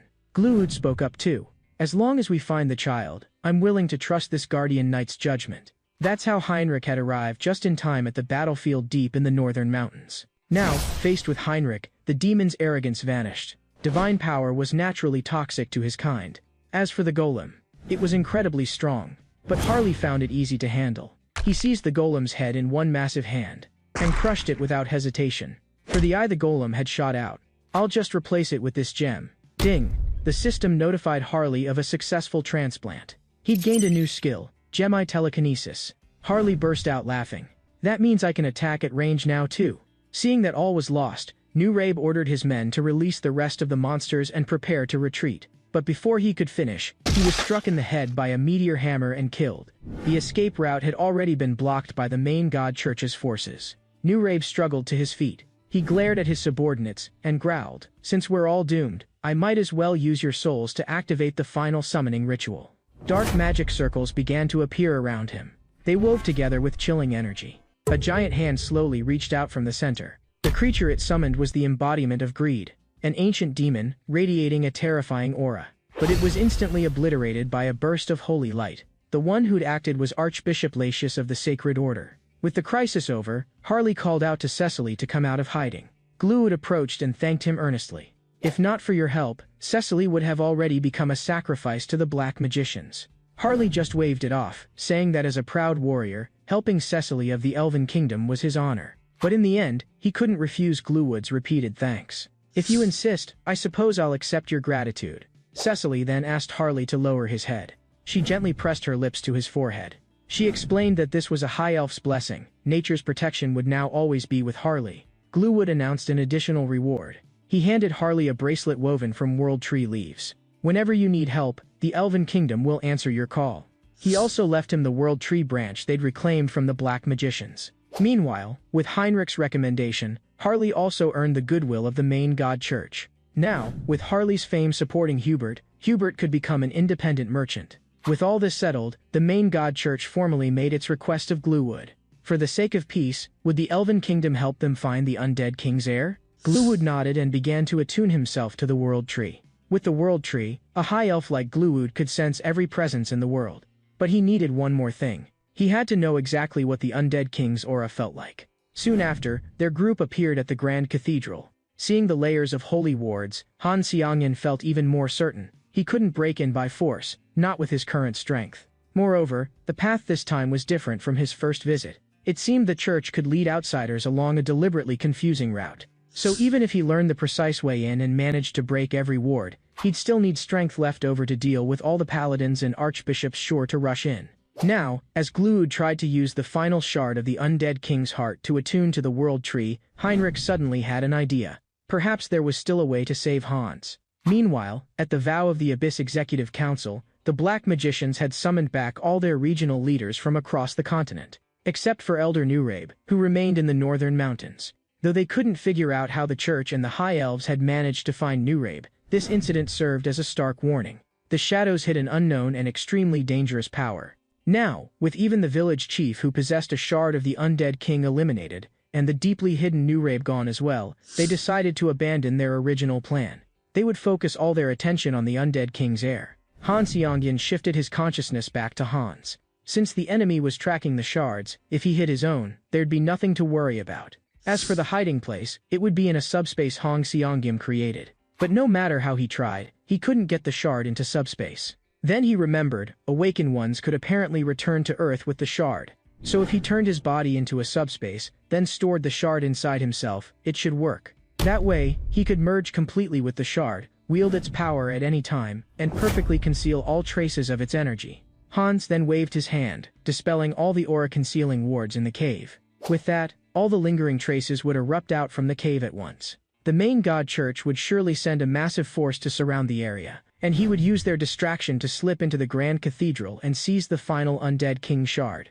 At that moment, Gluwood successfully pinpointed the undead king's aura using the World Tree. The location was the Mistwood, not far from the main god church's headquarters. Archbishop Lacius wasted no time assembling every available paladin, and even summoned all the bishops able to move at this hour. Even Fiery, one of the most revered bishops who rarely left the cathedral, came at the news. He was, after all, one of the most respected figures in the entire Grand Cathedral. Saintess Riesta also expressed her wish to join the expedition, but Lacius shook his head and refused. She was the pillar of the church, and unless it was a true emergency, she needed to remain at her post. As for Heinrich, he would continue as the Saintess's guardian, protecting the cathedral. Given Heinrich's outstanding performance in the northern mountains, the archbishop felt it was right to give the young knight more responsibility. His task this time was to remember above all to keep the Saintess safe. Heinrich nodded solemnly to the archbishop. "Rest assured, I'll remember your words and guard the Saintess at all times."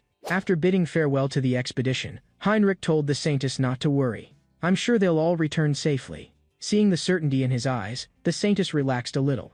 She thought, perhaps this too was a hint from the Lord. Meanwhile, Hans was already on the outskirts of the church's territory. As he'd expected, even 10 kilometers out from the cathedral, holy wards blanketed the land. It was impossible to break them all in a short time. So, on to Plan B. Luckily, before coming, Hans had deliberately left traces of the undead king's aura in several places. After triggering those, it would take the church quite a while to regroup.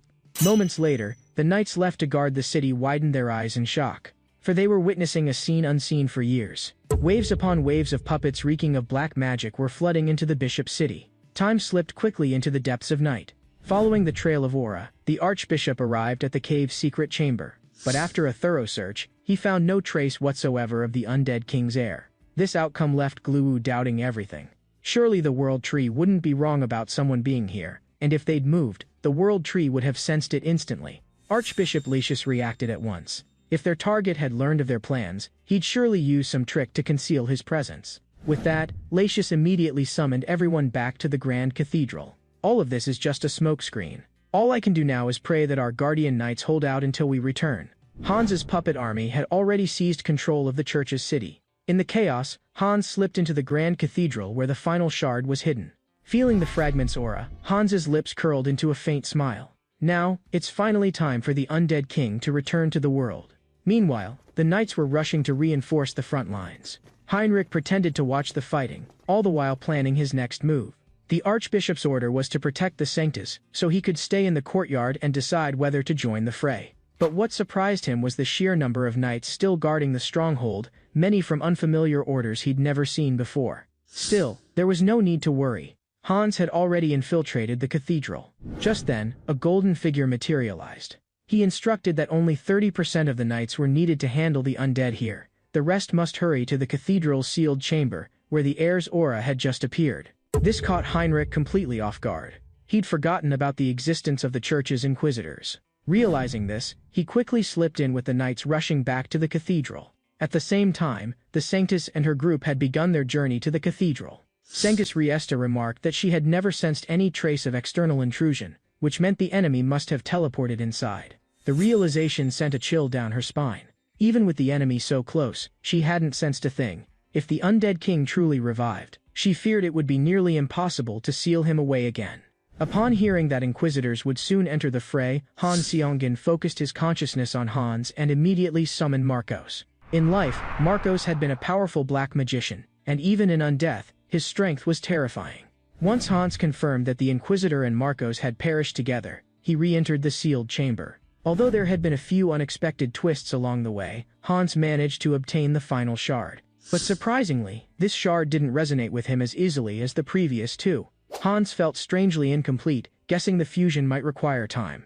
At that moment, two figures in silver armor charged at Hans. He conjured a dark spell in his palm, a reverse gravity effect that instantly deprived them of bodily control. Heinrich saw this and signaled the Saintess that it was his time to join the battle. But Riesta grabbed his arm. "We absolutely can't rush in now. We need to analyze the enemy's strength and then devise a precise strategy." Hans regarded the defenders coldly, advising them to give up. "The undead king's inheritance will return to its rightful owner sooner or later. If you don't step aside, don't blame me for what happens next." Suddenly, Hans was struck by several golden sword auras. He recognized this as a spell chant from the Saintess. If not for Hans's instant regeneration, the attack would have been deadly. To avoid casualties, he decided to end things quickly. He feinted an attack in the Saintess's direction, but the defenders were skilled. Not only did they take up defensive stances instantly, they even managed a swift counterattack. "They're so sure I won't really hurt them. Has someone seen through my strategy, realized I won't slaughter indiscriminately here?" Thinking that, Hans cast a dark spell to probe these defenders' minds. Sure enough, it was the bishop at the Saintess's side. He could read others' thoughts. They also realized Hans hadn't finished merging with the shard, and to counter his regeneration, they launched simultaneous chanting and sustained attacks. But to Hans, these were obvious tricks. His combat experience was the richest of all Han Seongin's avatars, and he'd already studied their tactics through Heinrich. Hans used binding magic to immobilize the two main attacking knights. He delayed them as much as possible. Moments later, the defenders sensed something was wrong. "What's going on? He seems to predict our every move in advance." But by then, it was too late. Hans chuckled. "Thanks for playing this game with me. Now the shard has fully fused with me." Riesta realized Hans wasn't bluffing. She could sense the undead king's complete presence radiating from him. A system prompt appeared. "After experiencing and overcoming death, and mastering dominion, you have gained the undead king's recognition and inheritance." Hans had successfully reincarnated as the new undead king. Knight Fian ordered everyone to calm down. "There's still a chance. The sealed chamber is actually a holy space, which means it can suppress the undead king's power, so we might still be able to kill him here."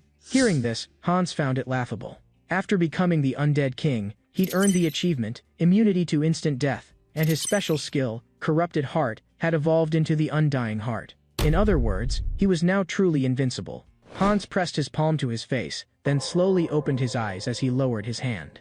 This was his new skill, Eye of the Abyss. Anyone who met Hans's gaze would instantly fall into terror and confusion. And as the undead king, any previously slain undead could now revive on the spot, no longer needing to retreat to subspace for repairs. They could even combine into monstrous corpse puppets. Hans feigned anger. "You people are really no fun. If you beg me for mercy, I'll grant you a swift end." Inside, Saintess Riesta wavered.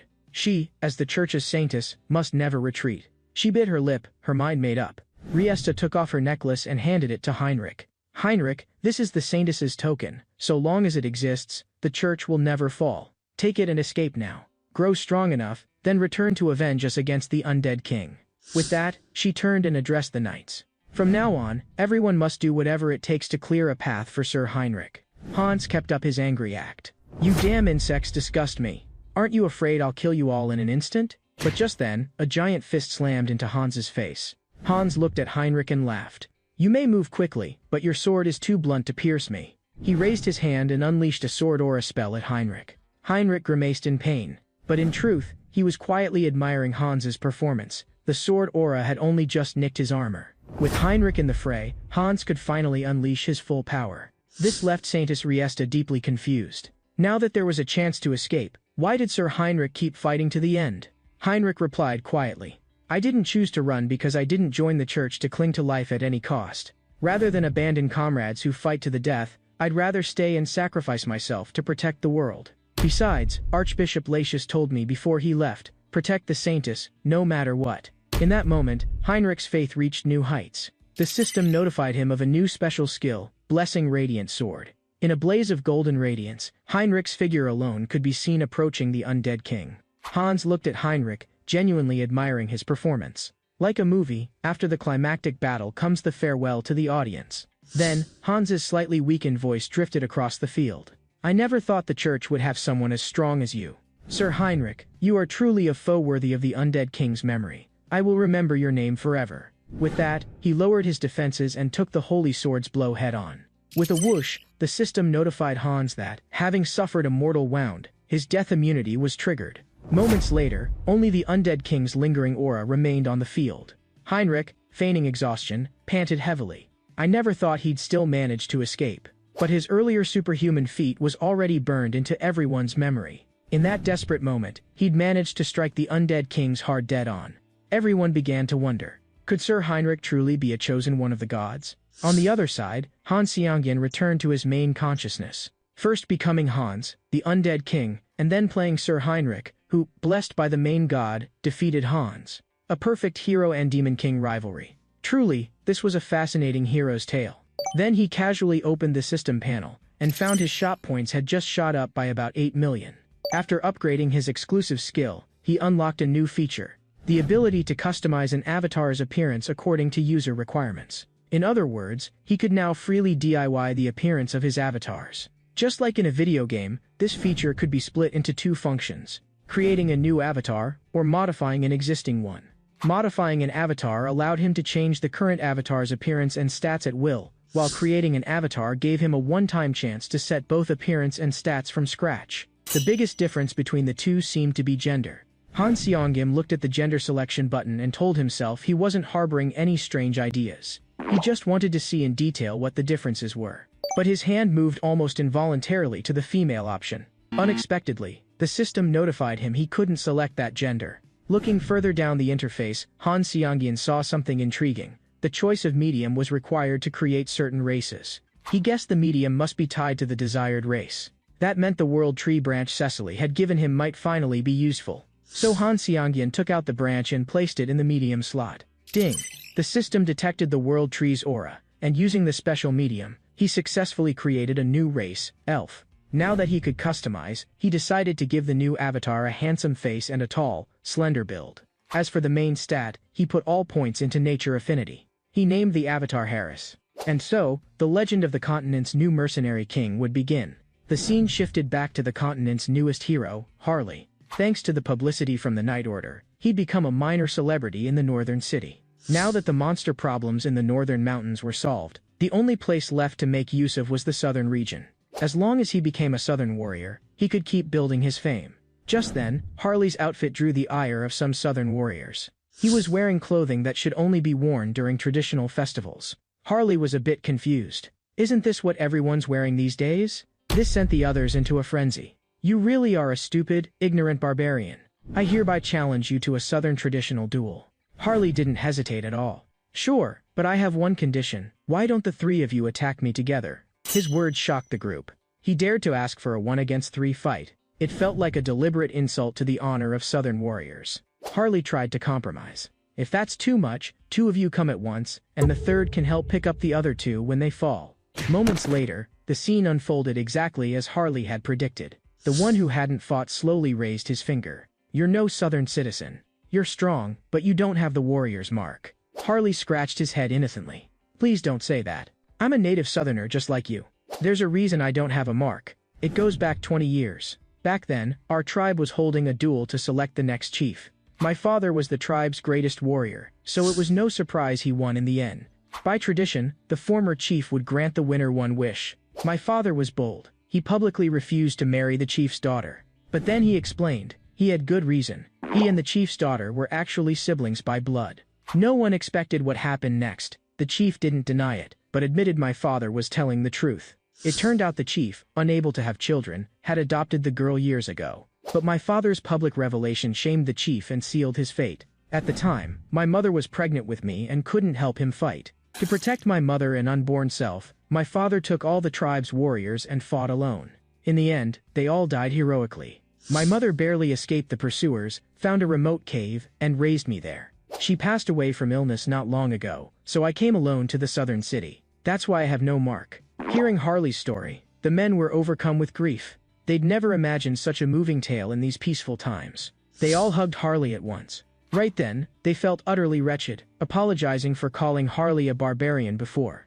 Harley was secretly delighted. If not for all the practice from playing Hans and Heinrich, his acting wouldn't have been this smooth. The scene shifted to the Elven Continent's kingdom, where Harris had arrived and officially registered as a member. There was a small hiccup. Normally elves could only sense the world tree's spiritual form, but Harris actually saw a figure with an elfin appearance.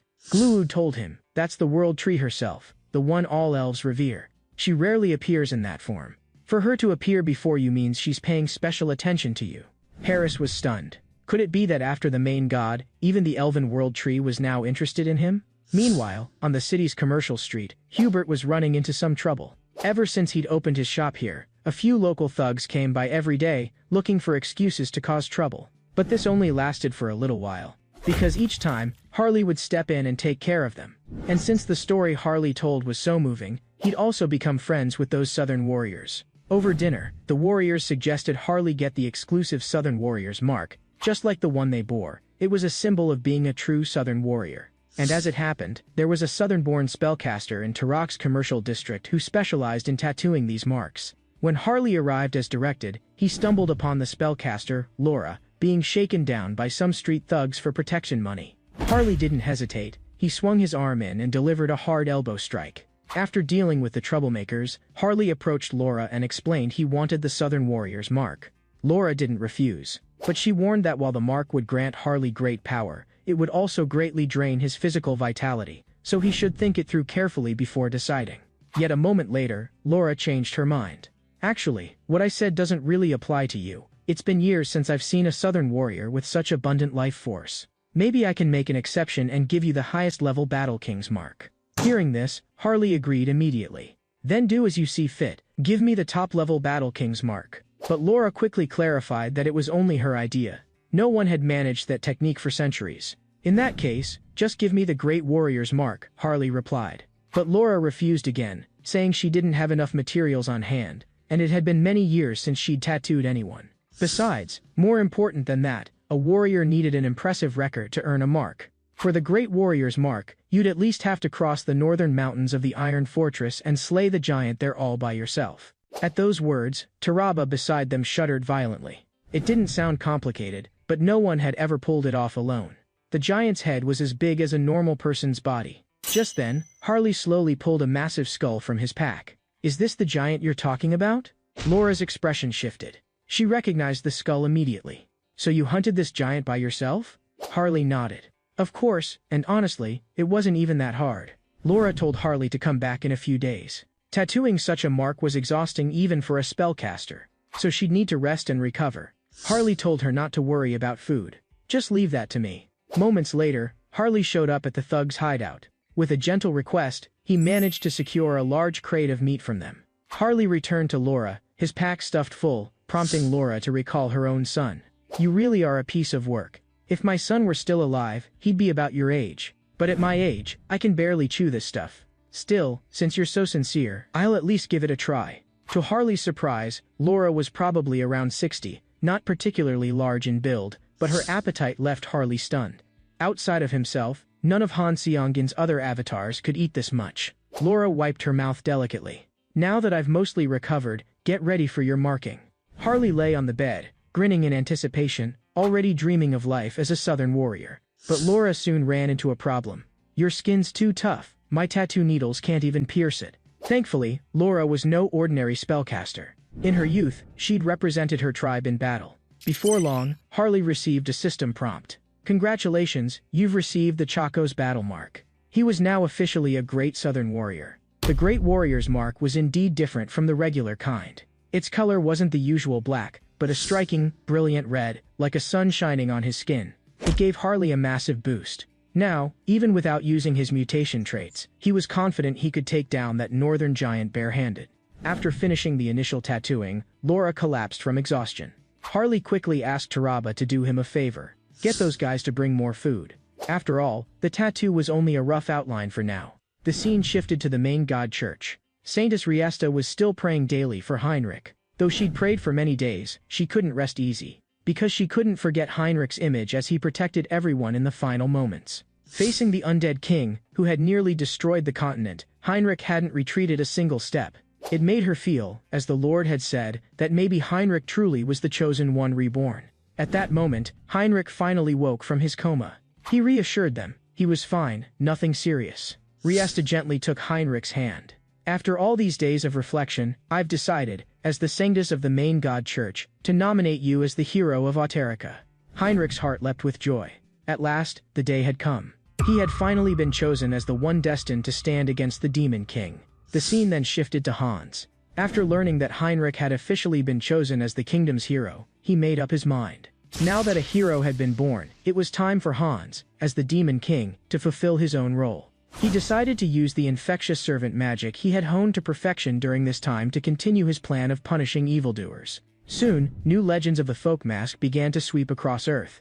In just a short time, many villains received harsh punishment. But this also attracted the attention of the Paranormal Bureau's Black Magic Division. After careful analysis, they determined Folk Mask was a truly terrifying figure. The black magic Folk Mask wielded was already far beyond the limits of human understanding, and anyone with powers who was invaded by his magic would end up a slave, utterly obedient to Folk Mask's will. So rather than fall into his hands, it would be better to just die. Even Korea's most powerful black magician had to admit, Folk Mask's grasp of black magic was far superior to his own. He tried casting a tracking spell on one of Hans's black magic marks, but the next moment, he was left completely shaken. It felt like drowning. Because at that instant, Folk Mask used the mark to track him back, seeing his face through the spell. In other words, he was probably about to die. No one targeted by Folk Mask ever came to a good end. Elsewhere, Hans was watching him from the shadows. Although Han Seonggin had offloaded some negative emotions onto Hans, Hans would only ever target evildoers. And Hans hadn't sensed any evil from this man. Maybe there would be a chance to meet him one-on-one.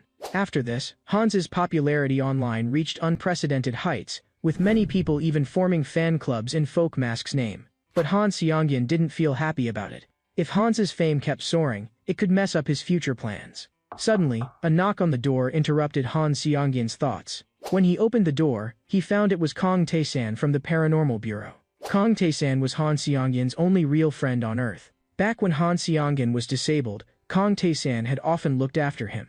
But after Han Seonggin could walk again, they saw each other much less. Since Kong Tae-san was always working overtime because of the Folk Mask cases. As they chatted, Kong Tae-san suddenly said, "It feels like your personalities changed a lot." Han Seonggin was a bit surprised, but replied, "Maybe I've started to look forward to life a little. And after getting a second chance, I can't just wallow in the past. My parents wouldn't want me to keep living like I used to." Kong Tae-san nodded, agreeing. "Since we're being honest, I have to admit how worried I was about you back then." Han Seonggin sincerely thanked him. "You were the only one who still treated me as a friend during the hardest time of my life." Kong Tae-san waved it off, then explained why he dropped by.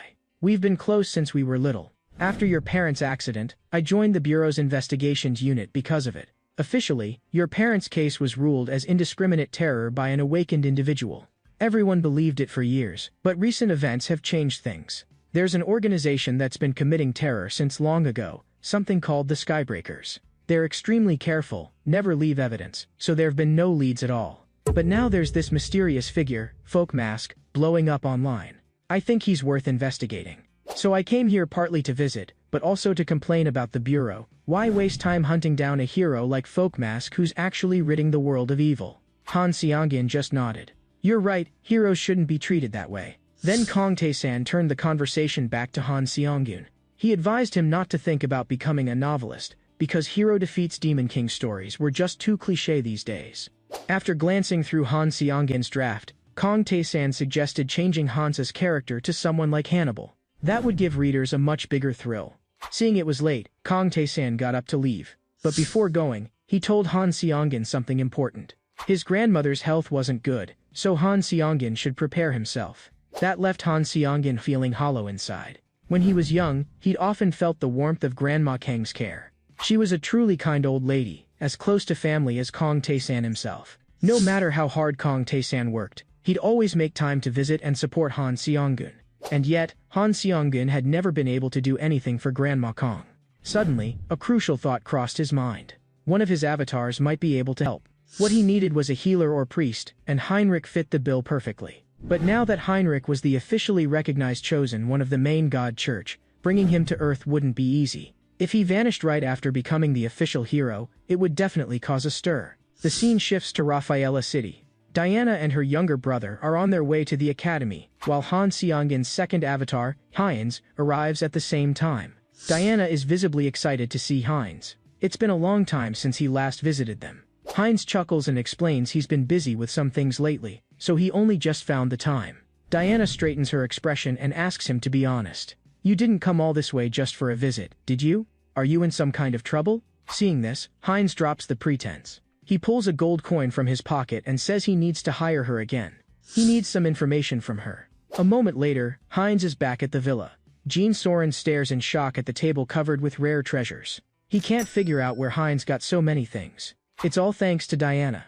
In Raphael's famous magical artifact market, she can find Heinz shops selling quality wares at dirt cheap prices. By now, the remnants of the old blood clan that needed to be dealt with have mostly been taken care of. But beyond that, there's still the main brain hiding in the capital, Rafaela City. Following Diana's intel, Heinz locates their Brakaslack stronghold in Rafaela. There, he sees a familiar face. The vampire Razilica who once patrolled the district with him. As Heinz speaks, he deactivates his invisibility spell. But Razilica, drunk, doesn't recognize Heinz right away. So Heinz unleashes his bloodline power. This immediately sobers Razilica up. You can control another's blood at will? That's at least true blood level power. But even so, this is Brakaslack's private domain. Even a true blood is violating the entry protocols. Seeing Razilica still doesn't recognize him, Heinz decides to play along. He claims, actually, you've misunderstood, I'm a Brakaslack branchline vampire. At this, Razilica suddenly recalls. There really was a persecuted offshoot in the past. Seeing her uncertainty, Heinz pushes further, saying he's the descendant she's thinking of. So as long as you cooperate, I'll share some true blood power with you. Then, catching her off guard, Heinz seizes her head and infuses his own true blood into her. Razilica feels a strange sensation as her power surges, and she senses her master has changed. After thoroughly cleansing her bloodline, Heinz questions her about everything she knows of Brakaslack. It turns out the local leader is also a true blood vampire named Phrygia, whose special ability is a pair of magic eyes. Meanwhile, Phrygia is enjoying her holiday at her private manor. She loves watching commoners struggle to survive for her entertainment. This hobby stems from the main god church's recent expansion into Rafaelia. But she's not worried. All the nobles in town have been replaced by disguised Brakaslack members. Yet, just as she's feeling satisfied, she senses a foreign presence. Heinz has already found her private manor using the intel he gathered. Phrygia sighs with exasperation. A mere lowblood dares to come looking for trouble, and you don't even seem to be Brakaslack. Her eyes flash with razor-sharp light. But Heinz is now more than a match for her. He simply stands his ground and deflects her magic eyes with ease. Heinz advises Phrygia to give up. I know all your most dangerous tricks. Right now, you're the one who's out of their depth. This infuriates Phrygia, who crushes her wine glass in anger. What exactly do you want from Brakaslack? Heinz replies thoughtfully. Isn't it obvious? I want everything Brakaslack has to offer. Surprisingly, Phrygia relaxes. After all, even if her magic eyes didn't work, she's still a true blood vampire, and her strength should rival Heinz's. She launches a powerful punch at Heinz's stomach. He's caught off guard, having thought she only used magic. He didn't expect her main skill was actually physical combat. Against her attacks, Heinz has no choice but to dodge and defend. This is no show. If he takes a hit, it'll really hurt. He pretends to collapse, exhausted, finally putting his practiced acting to good use. But when Phrygia goes all out, Heinz doesn't back down. Suddenly, Phrygia's expression changes. Because the wound on Heinz's neck is healing before her eyes. At their level, almost no one can take a blow like that unguarded and recover. Heinz laughs. I have to admit, you're a tough opponent. But you've still got weaknesses. If you bow your head to me, I can make you stronger than ever. Phrygia is clearly shaken, but stubbornly refuses to yield.